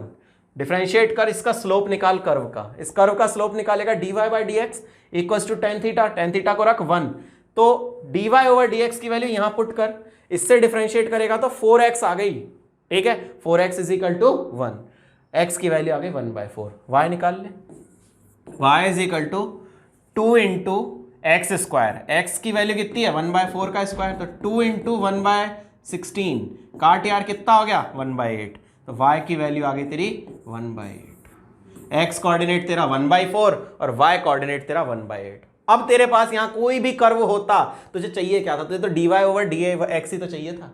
मान ले इसकी जगह तेरे पास में एलिप्स होता, ले ये बना दिया, कहां दिक्कत है तुझे, तुझे तो बस ये करना है ना कि यहां पर कर्व भेज और ये सीधी चली जाए। एंगल क्या होगा, एंगल तो वही आएगा 45, एंगल तो तेरा 45 ही आएगा इस जगह पर। अब dy ओवर dx की वैल्यू निकाल के पुट कर दे, तेरे को इस कोऑर्डिनेट्स पता चल जाए, ठीक है ना, समझ गया ना, इजी था, ठीक। अच्छा, सो ध्यान रखना है, इस तरह के कोई भी क्वेश्चन रहेगा, अगर तुझे बोल देता है कि नहीं भाई इस एंगल पर नहीं गया, किसी और एंगल पर गया है, तो उस एंगल की वैल्यू लगा देना, तुझे क्या फर्क पड़ रहा है, ठीक है ना। तो जो भी तुझे क्वेश्चन बोलेगा, ठीक है, इसी पैटर्न के क्वेश्चन तुझे निपटाने हैं, क्लियर है। अच्छा, और देखो जरा, सो देखो क्वेश्चंस एक दो। First question, it says a ray of light is incident on a mirror, ठीक है, एक रे ऑफ लाइट जो है वो एक मिरर पर इंसिडेंट होती है। If the incident light ray is turned by 30 degree clockwise, ठीक है, इंसिडेंट रे को, जो आपका इंसिडेंट रे है उसको कितना घुमाया, तो इंसिडेंट रे को घुमा देता है 30 डिग्री, इंसिडेंट रे को रोटेट किया 30 डिग्री क्लॉकवाइज, ठीक है। अच्छा, उसके बाद mirror rotated bye 40 degree clockwise, और मिरर को कितना रोटेट किया है, तो मिरर को रोटेट किया है, ठीक है, 40 डिग्री क्लॉकवाइज, ठीक। अच्छा, मैंने आपको क्या बताया था, मैंने आपको एक रिलेशन सिखाया था कि theta I is equal to 2 times theta M minus theta O, यही सिखाया था, ठीक। अच्छा, अब ओ को कितना रोटेट किया गया है, 30, ठीक है। तो ये ऐसा करो, क्लॉकवाइज को पॉजिटिव मान लेते हैं, क्लॉकवाइज डायरेक्शन को पॉजिटिव मान लेते हैं, और एंटी क्लॉकवाइज को नेगेटिव मान लेते हैं। यहाँ तो दोनों वैल्यूज यहाँ आपकी पॉजिटिव है, तो दोनों प्लस में रखनी है। तो 2 टाइम्स मिरर को कितना रोटेट किया गया, 40 डिग्री, माइनस ऑब्जेक्ट को कितना रोटेट किया गया, 30 डिग्री, ठीक है। तो 80 minus 30 that comes out to be 50 degree, ठीक है। आपका मतलब कि जो आपका मिरर है उसको जब 40 डिग्री रोटेट कर दिया, और जो ऑब्जेक्ट है आपका उसको मतलब इंसिडेंट रे को 30 डिग्री रोटेट कर दिया, ठीक है। तो उस केस में आपका जो इमेज है, ठीक है, तो ये इमेज जो है वो कितना टर्न हो जाएगा, it will turn by 50 degree, यानी जो रिफ्लेक्टेड रे है it will turn by 50 degree, ठीक। तो आंसर इसका ये हुआ।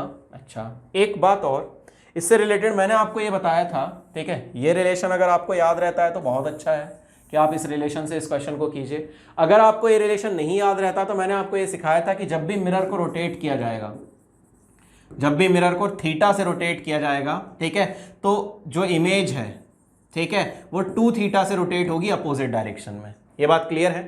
अच्छा, दूसरी बात ये सुनो जरा कि आपका जो ऑब्जेक्ट है, ठीक है, वो अगर आपका इंसिडेंट रे वाला जो केस है, हाँ, इंसिडेंट रे को अगर रोटेट किया जाता है थीटा से, सॉरी सेम सेंस में, मतलब थीटा से रोटेट किया जाता है तो ये 2 थीटा होगी इन सेम सेंस।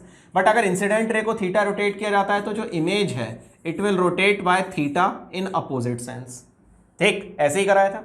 अब डेल्टा जो वैल्यू है नेट, वो निकालने का तरीका क्या है, इसको 2 थीटा रोटेट कराया था, इसको थीटा रोटेट करा दिया, वो भी अपोजिट डायरेक्शन में, तो माइनस थीटा लिख दिया, आंसर निकाल देना, तब भी यही फॉर्मूला बन के आता है। तो आप जौन सा याद रखो उसको याद रख लो, ये भी मैंने आपको सिखा दिया था, ये फॉर्मूला भी मैंने आपको बता दिया था, ठीक है। अच्छा, और देखो क्वेश्चन, नेक्स्ट क्वेश्चन कह रहा है कि in the given figure find the angle between reflected raise, ठीक है। अच्छा, आपसे कह रहा है कि जो रिफ्लेक्टेड रेज होंगी उन दोनों के बीच का एंगल आपको बताना है, ठीक है। ये 2 मिरर्स हैं आपके, ये दोनों मिरर्स आपके कितने डिग्री पर इंक्लाइन है, ये दोनों मिरर्स आपके 30 डिग्री पर इंक्लाइन है, ठीक है। एक रे आपकी यहां से आ रही है, एक रे आपकी यहां से आ रही है, ठीक है। जरा गौर से देखना कि ये 15-15 डिग्री हो जाएंगे, ये 15-15 डिग्री हो जाएंगे। यहां नॉर्मल खींच दो एक बार, जब यहां नॉर्मल खींचोगे बेटा लोग, ठीक है, तो यहां नॉर्मल खींचना, ये रहा, इस पर नॉर्मल खींचना, ये रहा। अब जब ये 15 है और ये टोटल 90 होता है तो ये कितना हो गया, 75, ठीक है। जब ये 75 पर आई है दैट मीन्स कि ये जाएगी भी इसी 75 पर, ये चली भी गई 75 डिग्री पर, ठीक है। सिमिलर केस में यहाँ 15 है, इसको पीछे बढ़ा दिया बेटा, इसको पीछे बढ़ा भी दिया बेटा, जो ये पीछे गई है इसको बढ़ा भी दिया, ठीक है, ये इधर गई थी, इसको मैंने पीछे बढ़ा दिया। ऐसे ही ये यहाँ पर 75 डिग्री पर आई है तो 75 डिग्री पर ही जाएगी वापस, ठीक है, इसको भी पीछे बढ़ा दिया, ठीक है। इन दोनों रेस को पीछे बढ़ा दिया। उसने पूछा क्या है, उसने पूछा है कि इन दोनों रेस के बीच का एंगल कितना होगा, ये बता दो तुम तो, ठीक है ना। Find the angle between reflected raise, ये बता दो आप, ठीक। अच्छा, ये बताओ जरा कि ये 15, ये 75, तो ये 75, तो ये कितना हो गया, ये भी 15 हो गया। ये जब 15 है, ठीक है, तो ये एंगल भी आपका 15 हो जाएगा, क्योंकि वर्टिकली अपोजिट एंगल से ये 15 ही हो गई। ये वैल्यू कितनी हो गई आपकी, ये वैल्यू भी आ गई आपकी 15, ये 15। और इस ट्राइंगल में अगर मैं बात करता हूँ, ये ट्राइंगल देखो जरा, इस ट्राइंगल में ये वैल्यू पूरी 30 है तो आधा 15 हो गया, तो 15-15, ये दोनों 15-15 के हो गए, तो ये बीच वाला एंगल कितने डिग्री का हो गया आपका, ठीक है, 180 होना चाहिए इन तीनों का सम। तो 15 + 15 और 180 में से माइनस करोगे तो ये बचा आपका 150, क्योंकि 30 माइनस करेंगे 180 में से तो ये बचा आपका 150। जब ये 150 माइनस करोगे तो ये एंगल कितना आ गया, 30 डिग्री। ये एंगल कितना आ जाएगा आपका, 30 डिग्री। सिमिलरली इधर की तरफ भी आप सॉल्व करोगे तो ये आपका 150 हो गया, ये एंगल आपका कितना आ जाएगा, 30 डिग्री। ये 30, ये 30, टोटल एंगल कितना हो गया रिफ्लेक्टेड रेज के बीच का, total angle between reflected raise कितना हो जाएगा बेटा? तो रिफ्लेक्टेड रेज के बीच का जो एंगल हो जाएगा that becomes 30 + 30 that comes out to be 60 degree. तो इन दोनों के बीच का एंगल बनेगा आपका 60 डिग्री। ठीक है, आई होप आपको पूरी तरह से क्लियर होगा। नहीं समझ में आया है फिर से देख लो एक बार। ये दोनों ट्राइंगल्स हैं आपके, ये रे आई है आपकी यहाँ पे, ये 15 डिग्री पर अटकेगी। क्यों? क्योंकि ये 15 है, टोटल 30 था तो आधा 15 हो गया। ठीक है, अब नॉर्मल के साथ अगर एंगल देखोगे तो कितना हो जाएगा? 75, तो जाएगा भी 75 पर ही। जब 75 पर आया है तो 75 पर ही जाएगा। ये 15 हो गया बेटा। आपको ये एंगल बताना है तो ये 15 है तो ये भी 15 हो गया। ठीक, अच्छा ये 15 ये 15, तो ये दोनों के सम से ये वैल्यू निकल जाएगी। इस वैल्यू का कितना आ जाएगा वैल्यू? 150। ये जब 150 निकला तो ये कितना आ जाएगा आपका? 30 डिग्री। सिमिलरली जब ये 30 डिग्री इधर निकला है तो इधर भी 30 डिग्री निकलेगा। टोटल एंगल कितना हुआ? 60 degree. That's your answer. Clear है? बहुत आसान सा क्वेश्चन है बट सिंपल ज्योमेट्री है। और लगेगा क्या? Laws of reflection. इधर से आया इधर चला, सॉरी इधर से आया इधर चला गया, बस खाली इतनी सी बात बोल रहा है। इधर से आई इधर रे चली गई। अब इन दोनों के बीच का एंगल बताना है तुम्हें तो बस कि इन दोनों के बीच का एंगल कितना होगा। That's comes out to be 60 degree. ठीक, अच्छा और आगे बढ़ो और देखते हैं नेक्स्ट क्वेश्चन। एक्स कह रहा है अगला क्वेश्चन कि a beam of light strikes one mirror of right angle assembly at an angle of incidence 45 degree. देख, ये एक राइट एंगल का, ये जो मिरर्स हैं तेरे ये दोनों एक दूसरे पर राइट एंगल पर हैं, मतलब इन दोनों के बीच का यहाँ एंगल 90 डिग्री है। ठीक है, अच्छा अब इस पर एक रे जो है वो आपकी कितने पर भेजी जाती है? 45 डिग्री पर। ठीक है, 45 डिग्री पर इससे भेजी जाती है कि एंगल ऑफ इंसिडेंस 45 हो जाए। 45 ये हुआ तो 45 ये हुआ, वापस जाएगा ये भी 45 ये भी 45, तो रे जो आई थी वो पैरेलल चली गई। ठीक है, अच्छा गौर से देखो, अगर मैं इस पूरे को, ठीक है, हटा के इसकी जगह एक सिंगल मिरर लगा देता हूं, इस पूरी असेंबली को हटा के एक सिंगल मिरर लगा देता हूं, तो देखा जाए तो यही तो हो रहा है कि इसी एंगल पर रे आई थी और इसी डायरेक्शन में वापस लौट गई। जिस तरफ से रे आई थी उसी तरफ वापस लौट गई। मतलब रे जो है अपने कितना डेविएशन है? टोटल डेविएशन जो है इसके अंदर 180 डिग्री का डेविएशन हो गया। अच्छा, जब 180 डिग्री का डेविएशन हो गया, इधर से ही आई थी और इधर ही वापस चली गई, 180 डिग्री का डेविएशन हो गया, मतलब ये केस क्या है? नॉर्मल इंसिडेंस का केस है। और नॉर्मल इंसिडेंस के केस में तुम इस ज्योमेट्री को घुमा भी दो, ठीक है, इस ज्योमेट्री को घुमा भी दो, उससे कोई फर्क नहीं पड़ता कि आपका इंसिडेंस एंगल क्या है। क्यों? क्योंकि वो तो एज अ नॉर्मल इंसिडेंस काम कर रहा है ना सिर्फ। अब आगे क्या कह रहा है क्वेश्चन? कह रहा है कि this right angle mirror assembly is rotated such that incidence angle become 60 degree. अब एंगल 60 डिग्री हो जाए, ठीक है, चाहे कुछ भी हो जाए, हमें तो यहां पर किसकी तरह बिहेव कर रहा है? ये हमारे लिए तो ये बिहेव कर रहा है एज अ नॉर्मल इंसिडेंस, मतलब 90 डिग्री की तरह बिहेव कर रहा है। दैट मीन्स कि कोई फर्क नहीं पड़ता, it will emerge parallel to the original emerging beam. वो वापस जब जाएगी तो पैरेलल ही चली जाएगी और कुछ भी नहीं होगा। ऐसा क्यों हो रहा है? क्योंकि it will serve as a normal incidence case. ये नॉर्मल इंसिडेंस के केस की तरह आपका बिहेव कर रहा है। ठीक है, और उस केस में क्या होगा कि जो एंगल ऑफ डेविएशन है वो 180 डिग्री है। जब एंगल ऑफ डेविएशन 180 डिग्री है मतलब रे अपने पाथ को रिट्रेस कर रही है। अब तुम कुछ भी कर दो उसमें एंगल ऑफ इंसिडेंस, उससे कोई फर्क नहीं पड़ने वाला होता है। ये दिमाग में रचा बसा लो, बिठा लो। क्लियर? आगे बढ़ता हूं। आगे आपसे बोल रहा है a ray of light is incident on plane mirror. ठीक है, प्लेन मिरर जो है उसका वेक्टर दे रखा है। ये वेक्टर है प्लेन मिरर के अलोंग I + J - K। ठीक है, a ray of light is incident on a plane mirror along a vector I + J, sorry ये जो रे आपको दे रखी है ये इंसिडेंट रे की इक्वेशन है, I + J - K। ठीक है, अच्छा the normal of the mirror at the point of incidence. ठीक है, नॉर्मल जो है उसकी इक्वेशन क्या है? तो नॉर्मल की इक्वेशन दे रखी है I + J।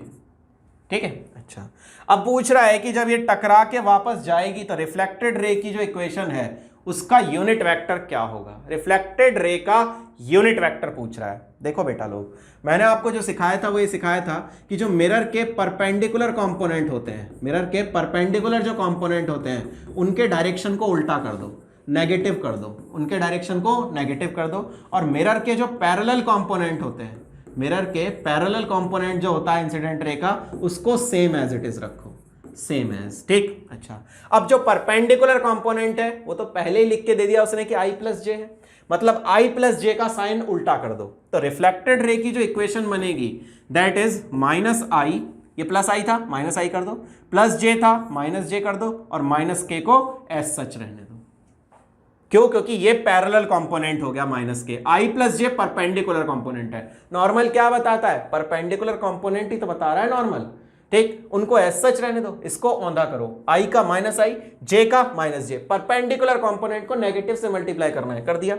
और जो नेगेटिव और जो पैरेलल कंपोनेंट था के, उसको एज सच रखा। अब क्या करना है? इसका यूनिट वेक्टर पूछ रहा है। ये तो रिफ्लेक्टेड रे की इक्वेशन हो गई। अब इसका यूनिट वेक्टर निकालने के लिए क्या करते हैं? R vector is equal to vector upon इसका मॉड। वेक्टर की वैल्यू है minus i minus j minus k, और इसका मॉड अगर बात करते हैं तो देखो 1 + 1 का रूट, यानी minus i minus j minus के अपॉन √3, दैट्स योर आंसर, ठीक है। इसमें यूनिट वेक्टर पूछा था, सो इन तीनों में से माइनस कॉमन ले लो, माइनस कॉमन लिया तो i प्लस जे प्लस के अपॉन √3, ठीक है। ये आंसर हो गया आपका, i प्लस जे प्लस के और -1 कॉमन ले लिया, दैट्स योर आंसर। ध्यान रखना कि जब भी आपकी कोई रे भेजी जाएगी, ठीक है, उस रे के दो कंपोनेंट्स पलट देने, कौन से? जो परपेंडिकुलर होंगे। अगर एक परपेंडिकुलर है तो एक को पलटो, दो परपेंडिकुलर है तो दो को पलटो, ठीक। उसके बाद में खत्म काम, क्वेश्चन ही खत्म हो गया इसके बाद। क्लियर है? अच्छा, और आगे बढ़ते हैं और सुनो। नेक्स्ट क्वेश्चन आपसे क्या कह रहा है? ये कह रहा है reflected ray, light reflected by a plane mirror may be real image. बताया था यार, रियल इमेज कब बनती है? जब ऑब्जेक्ट आपका वर्चुअल की तरह काम करता है। ऐसे बताया था कि जब ऑब्जेक्ट आपका वर्चुअल हो, ऑब्जेक्ट आपका वर्चुअल होगा तो जो आपका इमेज बनेगी, ये देखो एक रे इधर से भेजी, एक रे इधर से भेजी, दोनों वापस लौटेंगी तो इस पॉइंट पर मिली, तो ये पॉइंट पर कैसी इमेज बना रहा है? रियल इमेज बना रहा है। अब इस रियल इमेज के लिए ऑब्जेक्ट कैसा होना चाहिए? Virtual image object. और वर्चुअल ऑब्जेक्ट के लिए रेज कैसी होनी चाहिए? तो बेटा यहां दिख रहा होगा आपको कि रेज कैसी आ रही है? Converging rays. जो कन्वर्जिंग रेज हैं they will form a virtual object, ठीक है।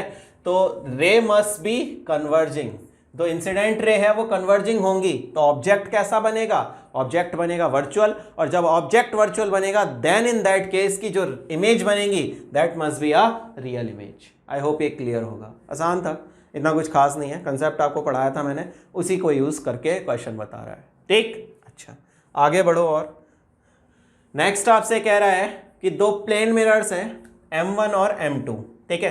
दो प्लेन मिरर्स हैं, उन दोनों के बीच का डिस्टेंस 20 सेंटीमीटर है, ठीक है। दो प्लेन मिरर्स के बीच का डिस्टेंस 20 सेंटीमीटर, ठीक। A luminous point object O is place between them 5 centimetre from M1, ठीक है। यहां से ये M1 है और ये आपका M2 है, यहां से 5 सेंटीमीटर पर आपने एक ऑब्जेक्ट रख दिया, यहां पे आपने एक ऑब्जेक्ट रखा है O, और ये डिस्टेंस कितना हो गया? ये डिस्टेंस हो गया 15 सेंटीमीटर, ये 15 सेंटीमीटर डिस्टेंस, ठीक। अच्छा, अब आपसे पूछ क्या रहा है? आपसे पूछ रहा है डिस्टेंस बिटवीन 3 नियरेस्ट इमेजेस। चारों ऑप्शन में एक ही बात पूछी है, मतलब आपको 3 नियरेस्ट इमेजेस के बीच का जो डिस्टेंस है, ठीक है, M1 से, वो बताना है, ठीक। मैंने क्या सिखाया? मैंने बोला तुझसे कि ऐसे लिख M1 और M2, ठीक है, और तुझे डिस्टेंसेस निकालने हैं। तो पहला डिस्टेंस तो 5, M1 से 5 पर है तो 5 पर बन जाएगी, M2 से 15 है तो 15 लिख दे, लिख दिया। अच्छा, अब क्या करना? क्रॉस में तू इन दोनों के बीच का डिस्टेंस ऐड करता जा। 5 में 20 ऐड, दोनों के बीच का डिस्टेंस कितना हो गया? 20 हो गया ना। इस 20 को इस 5 में जोड़, कितना हो गया? 25। इसमें 20 जोड़ तो कितना हो गया? 35। इसमें फिर 20 जोड़, कितना हो गया? 35 में अगर 20 जोड़ेगा तो 55, इसमें फिर 20 जोड़, कितना हो गया तेरा? 45। तो पहली इमेज जो बन रही है वो 5 सेंटीमीटर पर, दूसरी जो बन रही है वो 35 पर, और तीसरी जो बन रही है वो 45 पर, ठीक है। तो पहली 5, दूसरी 35, तीसरी 45 पर बनेगी, किससे? M1 से, ठीक है। अच्छा, M2 से बन रही है 15, 25 और 55 पर, तो 15, 25 और 55, 15, 25 और 55 M1 गलत है। The nearest image from M1 are 5, 35 and 45, 5, 35, 45, ये सही है। The distance nearest from M2 are 5, 35 and 45, गलत है। M2 से तो 15 35 55 गलत है, 15 25 55 है। ठीक है, तो ये चीज़ भी आपको बिल्कुल अपने दिमाग में रचा बसा लेनी है, अपना जहन पूरी तरह खुला रखना है। ठीक, आगे बढ़ते हैं साहब। नेक्स्ट क्वेश्चन देखो, अगला क्वेश्चन कह रहा है कि area of triangle formed by S and its two images. आसान है यार। ऐसे देख, यहां पे तेरे एक ऑब्जेक्ट रखा हुआ है, इस ऑब्जेक्ट से 2 मीटर के डिस्टेंस पर यहां और यहां, ठीक है, तेरे 2 मिरर लगे हुए हैं। यहां पे तेरे 2 मिरर लगे हुए हैं, एक मिरर ये रहा, एक मिरर तेरा ये रहा। ठीक, अच्छा, अब तुझसे ये पूछ रहा है कि इस केस में इसकी जो 2 इमेजेस बनेंगी, ठीक है, वो पहली बात तो तेरी इमेजेस कितनी दूर पर बनेंगी। ठीक है, तो ये एंगल तुझे 120 दे रहा है, यानी ये 60 हो गया, ये 60 हो गया तेरा। ठीक है, अच्छा, यहां जो नॉर्मल तुम खींचोगे, ठीक है, मैंने कहा तुमसे कि इमेज बनानी है तो परपेंडिकुलर डिस्टेंस तुम ले लो, तो ये ये 60 है, ठीक है, ये 90 है, तो ये एंगल कितना हो गया 30 डिग्री, और ये एंगल भी तेरा कितना हो गया 30 डिग्री। क्लियर? अच्छा, अब जरा गौर से सुन कि ये डिस्टेंस कितनी हो जाएगी तेरी यहां से लेके यहां तक की, क्योंकि मुझे तो परपेंडिकुलर डिस्टेंस चाहिए ना इमेज बनाने के लिए। जितनी दूर पर ये ऑब्जेक्ट होगा उतनी दूर पर ही इमेज बन जाएगी। तो ये डिस्टेंस इसके बराबर करनी है, तो ये 2 है टोटल। ठीक है, और इसके 2 कंपोनेंट अगर 2 के तुम फोड़ोगे, 2 के 2 कंपोनेंट्स अगर तुम फोड़ते हो, तो जिसके साथ एंगल बन रहा है वो तो बन गया 2 cos 60, सॉरी, जिसके साथ एंगल बन रहा है वो तो बन गया तुम्हारा 2 cos 60, और जिसके साथ एंगल नहीं बन रहा वो बन गया तुम्हारा 2 sin 60। सिमिलरली ये भी आपका हो जाएगा 2 sin 60। ठीक है, ये लेंथ आपकी 2 sin 60 हो गई। 2 sin 60 का मतलब हो गया 2 इंटू √3/2। काटो यार, ये वैल्यू आ गई आपकी √3 के बराबर। कितनी आ गई ये वैल्यू? ये डिस्टेंस आ गया √3, तो √3 ये डिस्टेंस है और √3 ये डिस्टेंस है। ठीक, अच्छा, अब जरा गौर से देखो कि ये एंगल जब 60 बन गया, ठीक है, और यहां एक इमेज बनेगी और एक इमेज तुम्हारी यहां बनेगी। ठीक है, ये एंगल 60, ठीक है, ये एंगल तुम्हारा 90, ठीक है, तो ये भी 90 हो गया, और यहां 120 बन रहा है, ये 60, तो ये भी 60 और ये भी 60। दैट मीन्स कि it will form a equilateral triangle. ये तीनों के तीनों इक्विलेटरल ट्राइंगल आपका फॉर्म कर देंगे। ठीक है, क्योंकि ये 60 डिग्री का एंगल बन रहा है और साइड्स, ये दोनों साइड्स आपकी बिल्कुल बराबर हैं। तो देखो, 2 साइड्स बराबर, तो इनके सामने वाले एंगल भी बराबर हो गए, और ये एंगल 60 है और ये दोनों बराबर हैं, तो 60 प्लस दोनों बराबर एंगल बराबर 180 होना चाहिए। तो x की वैल्यू कितनी आ गई 60। That means it will form an equilateral triangle, और जिसकी साइड की लेंथ कितनी होगी √3 प्लस √3। ठीक है, अच्छा, तो it will form an equilateral triangle. It is an equilateral triangle. ज्यादा दिमाग तो नहीं चल गया? Equilateral triangle. ठीक है, अच्छा, एरिया निकालना है तो क्या करेंगे? Area of equilateral triangle is √3/4 into side square. √3/4 into side square. Side कितनी है? √3 प्लस √3 2√3। ठीक है, सो √3 इंटू साइड की वैल्यू कितनी हो गई 2√3, इसका स्क्वायर अपॉन 4। देख, 2 के स्क्वायर से 4 कट गया। ठीक है, √3 का स्क्वायर 3 हो जाएगा, तो 3√3 मीटर स्क्वायर तेरा एरिया आ जाएगा। ठीक है, 3√3 मीटर स्क्वायर तेरा एरिया आ जाएगा। A is the correct answer. Clear है? आसान था क्वेश्चन, तो बस थोड़ा सा बुद्धि की जरूरत थी कि ये 90 डिग्री बनेगा, ये 60 है तो ये 30 बन जाएगा। जितनी दूर पर ऑब्जेक्ट ले रहे हो उतनी दूर पर ही इमेज बना देना। ये इमेज बन गई, एक ये दूसरी इमेज बन गई। इन दोनों इमेजेस के एंगल्स के लिए क्या करना पड़ेगा? तुझे दिख रहा है ये साइड और ये साइड दोनों बराबर हैं। जब ये दोनों साइड्स बराबर हैं तो इनके सामने वाले एंगल भी बराबर होंगे। दैट मीन्स कि एक इक्विलेटरल ट्राइंगल बनेगा। वो इक्विलेटरल ट्राइंगल का तुझे एरिया निकालना था और कुछ नहीं करना है। क्लियर? आगे बढ़ो और समझ जरा। अच्छा, अगला क्वेश्चन ये कह रहा है कि एक small object is placed 10 centimetre in front of a plane mirror. ठीक है, एक ऑब्जेक्ट को एक मिरर से 10 सेंटीमीटर की दूरी पर आपने रखा हुआ है। एक ऑब्जेक्ट रख दिया। If you stand behind the object 30 centimetre, तुम इससे पीछे खड़े हुए हो 30 सेंटीमीटर। तुम इससे कितनी दूर पर खड़े हुए हो? 30 सेंटीमीटर। ठीक है, अब आपसे पूछ रहा है कि and look its image, the distance focused for your I will be. ठीक है, तुम्हारी आंखों पर कितना डिस्टेंस चाहिए जो कि तुम इसको आराम से देख पाओ। ठीक है, देखना जरा कितना डिस्टेंस हो गया बेटा लोग। देखना बेटा लोग कितना डिस्टेंस हो गया। तो तुम्हारी आंखों से जो डिस्टेंस इस पर होगा वो कितना हो जाएगा, देखो 30 और 10, मिरर से तुम्हारा डिस्टेंस हो जाएगा 40 सेंटीमीटर। इतने डिस्टेंस पर तुम्हारी आंखों पर फोकस करना पड़ेगा, तब जाके तुम देख पाओगे ऑब्जेक्ट। तो डिस्टेंस हो गया तुम्हारा 30 + 10 40 centimetre.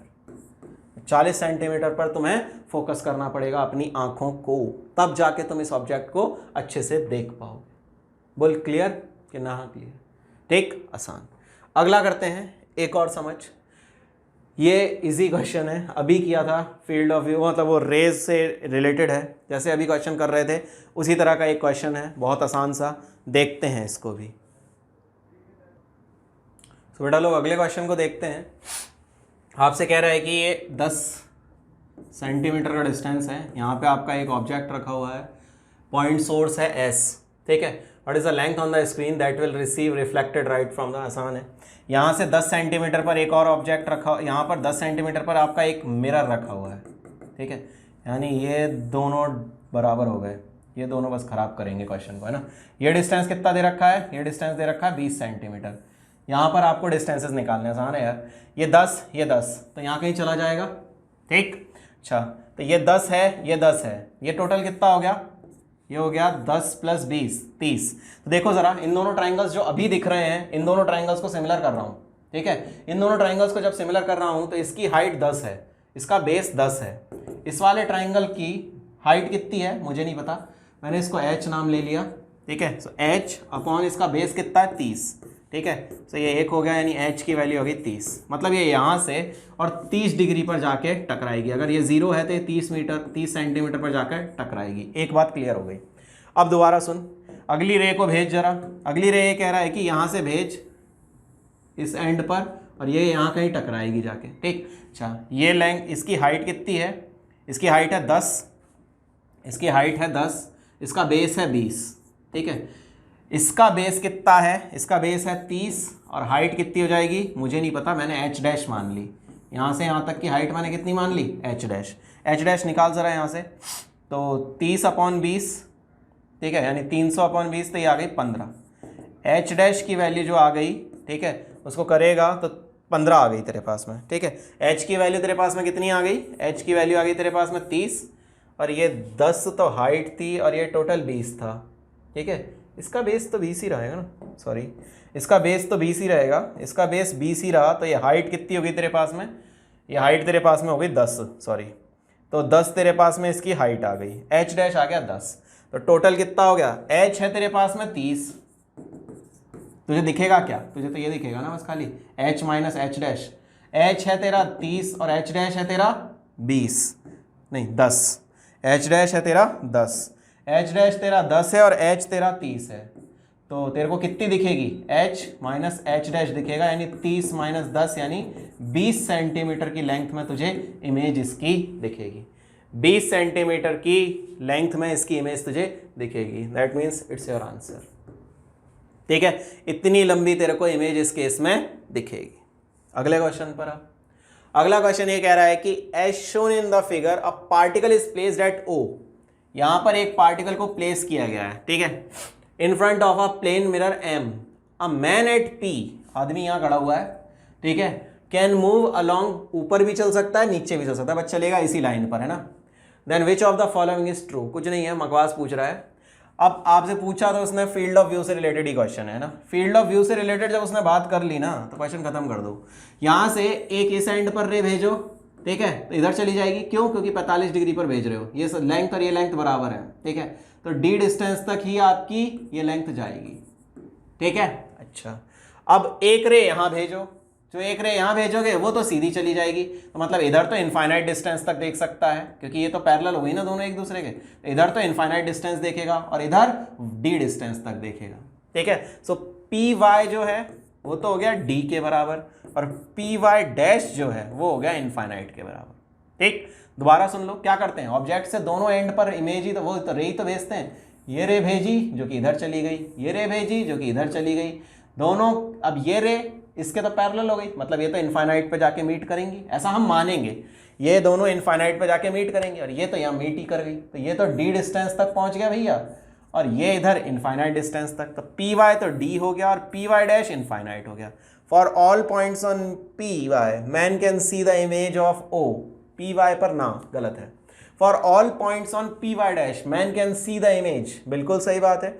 But for no point on P Y ना, गलत है, डी डिस्टेंस तक देखेगा। For all points on P Y dash he can see the image, but on P Y he can see the image up to distance D. बहुत बढ़िया, यही चाहिए था साहब। ठीक है, यहां तो पी वाई पे तो डी तक देखेगा और पी वाई डैश पर तो कहीं भी खड़ा हो जा तुझे दिखेगी ही दिखेगी। क्लियर है? अच्छा, आसान था। फील्ड ऑफ व्यू से रिलेटेड क्वेश्चन, बिल्कुल आसान वाला। अच्छा, एक क्वेश्चन कह रहा है person I is at a height of 1.5 metre from the ground. आदमी खड़ा है साहब, इसकी हाइट है 1.5 मीटर ग्राउंड से। He stand in front of a 0.3 metre long plane mirror. ठीक है, एक मिरर से जिसकी हाइट जो है वो 0.3 मीटर की है। जमीन से कितना ऊंचा है ये मिरर? ये दे रखा है 0.8 मीटर ऊंचा है जमीन से, मतलब इसकी आंखों से थोड़ा नीचे रखो भैया। ठीक है, the length of the image he sees of himself. यहां इसकी आंखें हैं। अब पूछ रहा है कि ये अपनी आंखों से अपनी बॉडी का कितना हिस्सा देख पाएगा। ठीक, आसान बात, बहुत आसान सी चीज़। एक रे यहाँ से भेजो। अच्छा, ये 0.8, ये 0.3 और ये टोटल 1.5 है, तो 8 और 3, तो ये कितना बचा? 8 3 11, तो ये बचा 4, तो ये बचा 0.4 मीटर। ठीक है, अच्छा, अब ये बचा 0.4 मीटर, तो एक रे यहाँ से भेजी तूने। ठीक है, एक रे यहाँ से भेजी तो यहाँ कहीं आके मीट कर जाएगी। ठीक है, अच्छा, ये डिस्टेंस डी है। ठीक है, इन दोनों ट्राइंगल को ही सिमिलर करना पड़ेगा पहले तुझे। साफ दिख रहा होगा क्योंकि एंगल थीटा पर आई और एंगल थीटा पर ही चली गई, तो यहाँ से देखना शुरू करेगी तेरी आँख। ठीक है, अच्छा, तो ये तेरे पास में 0.4 है, तो ये भी तेरे पास में 0.4 हो गया। आसान, ये बात क्लियर हो गई। ठीक, तो यहाँ से देखना शुरू करेगा जो ऊपर से 0.8 पर। ठीक, ऊपर से 0.8 पर देखना शुरू करेगा। अच्छा, दोबारा सुन। अब इधर की तरफ, दूसरी तरफ रेज भेज। जब तू इस तरफ वाले एंड पर रे भेजेगा, ठीक है, तो ये यहाँ कहीं जाके मीट करेगी और तू देख पाएगा यहाँ से लेके यहाँ तक के बीच का, ये देख पाओगे। ठीक है, ये तो ऊपर से छत पे से है 0.8 मीटर। अब इसका भी निकाल लेते हैं, ये छत से कितनी ऊंचाई पर है। ठीक, अच्छा, ये लेंथ कितनी है? ये लेंथ हो गई तुम्हारे पास में 4 और 3 7, ये लेंथ हो गई 0.7 मीटर, यहाँ से लेके यहाँ तक की, तो ये भी हो जाएगी 0.7 मीटर, क्योंकि यही ट्राइंगल तो दोनों सिमिलर करना है और दोनों के एंगल बराबर है। ठीक, एक रे आपको ये सिमिलर करनी है, तो ये 0.7 हो गया। ठीक है, ये कहाँ पर काट रहा है? ये काट रहा है ऊपर से 0.4 पर। ठीक है, तो ये काट रहा है मतलब 7 और 7 14, तो ये काट रहा है ऊपर से 0.14 पर। तो देख 8 और 14, नीचे कितना बचा? 0.1 मीटर नीचे बच जाएगा ये लेंथ। ठीक, अब गौर से देख, ये कह रहा है the length of image he sees of himself. 0.14 में से 0.8 माइनस कर तो कितना बचा? 0.6। ठीक है, इतने मीटर की इमेज ये आदमी देख पाएगा।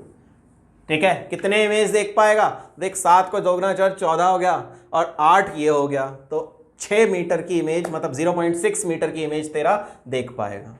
क्लियर है? मतलब यहाँ पे एक रे और एक रे यहाँ पर पटक दी, दोनों रेस के बीच का ही तो देखेगा, तो इस डिस्टेंस को तुझे दिखाना है। अभी कराया था यार इसके जैसा क्वेश्चन तो आज ही। ठीक है, वही है और कुछ नया नहीं है इसमें। ठीक, अच्छा, और देख ले ज़रा और क्वेश्चन क्या कह रहा है तुझसे। एक क्वेश्चन कह रहा है person walks at a velocity v in a straight line forming an angle alpha with a plane of mirror. ठीक है, एक मिरर है, उसके साथ में अल्फा एंगल पर एक आदमी चल रहा है। ये मिरर है तेरा, इस डायरेक्शन में तेरा एक आदमी चल रहा है, ये मिरर है, इससे इधर अल्फा एंगल पर तेरा ये चल रहा है। Determine the relative velocity at which he approaches his image. ठीक है, ये पूछ रहा है तुझसे कि ये किस वेलोसिटी से अपनी इमेज को अप्रोच कर रहा होगा। ठीक है, ये v वेलोसिटी से इधर जा रहा है, तो इसका एक कंपोनेंट v, इधर वाला तो हो गया v साइन अल्फा और इधर वाला हो गया v कॉस अल्फा। ठीक है, अच्छा, ये ऑब्जेक्ट और इसकी इमेज जो होगी वो भी सेम तरीके से चल रही होगी, तो इसकी जो वेलोसिटी हो गई इमेज की परपेंडिकुलर वेलोसिटी, वो तो v साइन अल्फा ही हो गई। ठीक है, v साइन अल्फा, ये इस तरफ चल रहा है v साइन अल्फा से, मतलब आगे की डायरेक्शन में कॉस कंपोनेंट नहीं चेंज होता, ये v साइन अल्फा से इधर चल रहा है, दोनों अपोजिट डायरेक्शन में चल रहे हैं, प्लस कर दे तो v sine alpha plus v sine alpha, फिर रिलेटिव वेलोसिटी आ गई 2v साइन अल्फा। ठीक, एक सिंपल सा क्वेश्चन, इसको करने से पहले एक क्वेश्चन समझ में तुझे समझाता हूँ, बड़ा सिंपल सा, उसके बाद इसको समझियो। देख ऐसे कह रहा है तुझसे कि एक ये ऑब्जेक्ट, एक मिरर है तेरा, एक आदमी यहाँ पर 5 मीटर पर सेकंड से चल रहा है, कितने स्पीड से चल रहा है, 5 मीटर पर सेकंड से, इसकी इमेज के रिस्पेक्ट में इसकी रिलेटिव वेलोसिटी बताना। तो देख तुझे पता है कि आदमी 5 से चल रहा है तो इमेज भी 5 से चल रही होगी, तो रिलेटिव वेलोसिटी कितनी हो गई, रिलेटिव वेलोसिटी हो गई 5, ठीक है, इधर चल रहा है माइनस, ये अपोजिट चल रहा है तो -5, कितनी आ गई 10 मीटर पर सेकंड। इसलिए मैंने तुझसे कहा था कि डबल कर दे, यहाँ पर देख मैंने तुझसे कहा था कि अगर ये v साइन अल्फा से इस डायरेक्शन में चल रहा है ना, तो तू इसको डबल कर दे तो तुझे रिलेटिव वेलोसिटी पता चल जाएगी, तूने जोड़ दिया। इसलिए ही कहा था कि ऑब्जेक्ट की और इमेज की सेम होती है, उनको दोनों को जोड़ दे, तेरे को रिलेटिव वेलोसिटी पता चल जाएगी, ऑब्जेक्ट की विद रिस्पेक्ट टू इमेज या इमेज की विद रिस्पेक्ट टू ऑब्जेक्ट। ठीक, तो ये तेरे को वैल्यू मिल जाएगी 2v साइन अल्फा के इक्वल। क्लियर है? अच्छा, और एक कंसेप्ट और बचा है जिसको मैं समझाना चाहता हूं, इस कंसेप्ट को और समझ ले तो तेरा काम पूरा हो जाएगा। ठीक है, कभी कभी क्या होता है, तुझे बोलता है कि मिरर दे देता, ओ क्लॉक दे देता है और बोलता है कि इस मिरर में, मिरर क्लॉक के क्वेश्चन देता है तुझे, कैसे, तुझे ये दे देगा कि 5:45 और 30 सेकंड का टाइम हो रहा है। ठीक है, अगर मैं इसकी मिरर इमेज देखूंगा, अगर मैं इसकी मिरर इमेज देखूंगा तो उस मिरर इमेज में कितना टाइम हो रहा होगा। ठीक है, घड़ी की मिरर इमेज देखूंगा तो उसकी मिरर इमेज में कितना टाइम हो रहा होगा। ठीक, तो तेरे को करने के दो तरीके हैं, एक तो तू कुछ मत कर, एक कागज ले, उस कागज पे एक घड़ी बना ले, उस घड़ी को बना के जो टाइम दिख रहा है वहां पे सुइयां फिट कर और उस कागज को पीछे से देख ले। ठीक है, जैसे इधर बनाई ना, इधर से देखना शुरू कर दे, तुझे टाइम पता चल जाता है। ठीक है, ये तो एक मेथड है, बट इससे कुछ मतलब नहीं होता, ज़्यादा खास निकलता नहीं है उससे, आराम से आसानी से। ठीक, क्या करेगा कि अगर तुझे जैसे यहाँ पर मिनट आर सेकंड में दे रखा है तो 11:59 और 60 सेकंड में से इसको माइनस कर दे, 5 ठीक है, 45 मिनट और 30 सेकंड को माइनस कर दे, हमेशा इसी नंबर में से माइनस कर दे। ठीक है, तो तुझे पता चल जाएगा। ठीक, कैसे, देख 60 में से 30 गया तो 30 सेकंड बची, 59 में से 45 गई तो तेरी 14 मिनट बची, और अगर 11 में से 5 घंटे गए तो तेरे 6 घंटे बचे। ये टाइम तेरी घड़ी शो कर रही होगी जो मिरर की इमेज होगी। ठीक है, तो सब्ट्रैक्ट गिवन टाइम फ्रॉम, ठीक है, फर्स्ट 12 आवर में से माइनस कर देना। ठीक है, if only hours are given, only hour given, अगर आर गिवन है ना सिंपल, तो 12 घंटे में से माइनस कर देना। दूसरी बात, अगर आर और मिनट दोनों गिवन है तो 11 आर और 60 मिनट में से माइनस कर देना। If only hour and minute are given, hour and minute are given, अगर ये दोनों चीजें गिवन है तो इसमें से माइनस करना। तीसरी बात, 11 आर 59 मिनट और 60 सेकेंड में से सब्ट्रैक्ट करना। ठीक है, subtract given time from 11 hour 59 minute 60 second if minute hour and second are given, अगर तीनों चीजें गिवन हैं तो इसमें से माइनस करना। ठीक है, 2 गिवन है तो इससे और 1 गिवन है तो इससे। एग्जाम्पल तुझे समझ में आ गया? ठीक है, सो आज प्लेन मिरर से रिलेटेड मैंने सारी बातें बता दी हैं। ठीक है, नेक्स्ट अपन बात करेंगे स्फेरिकल मिरर की नेक्स्ट बार। ठीक है, सो बाय बाय, टेक केयर।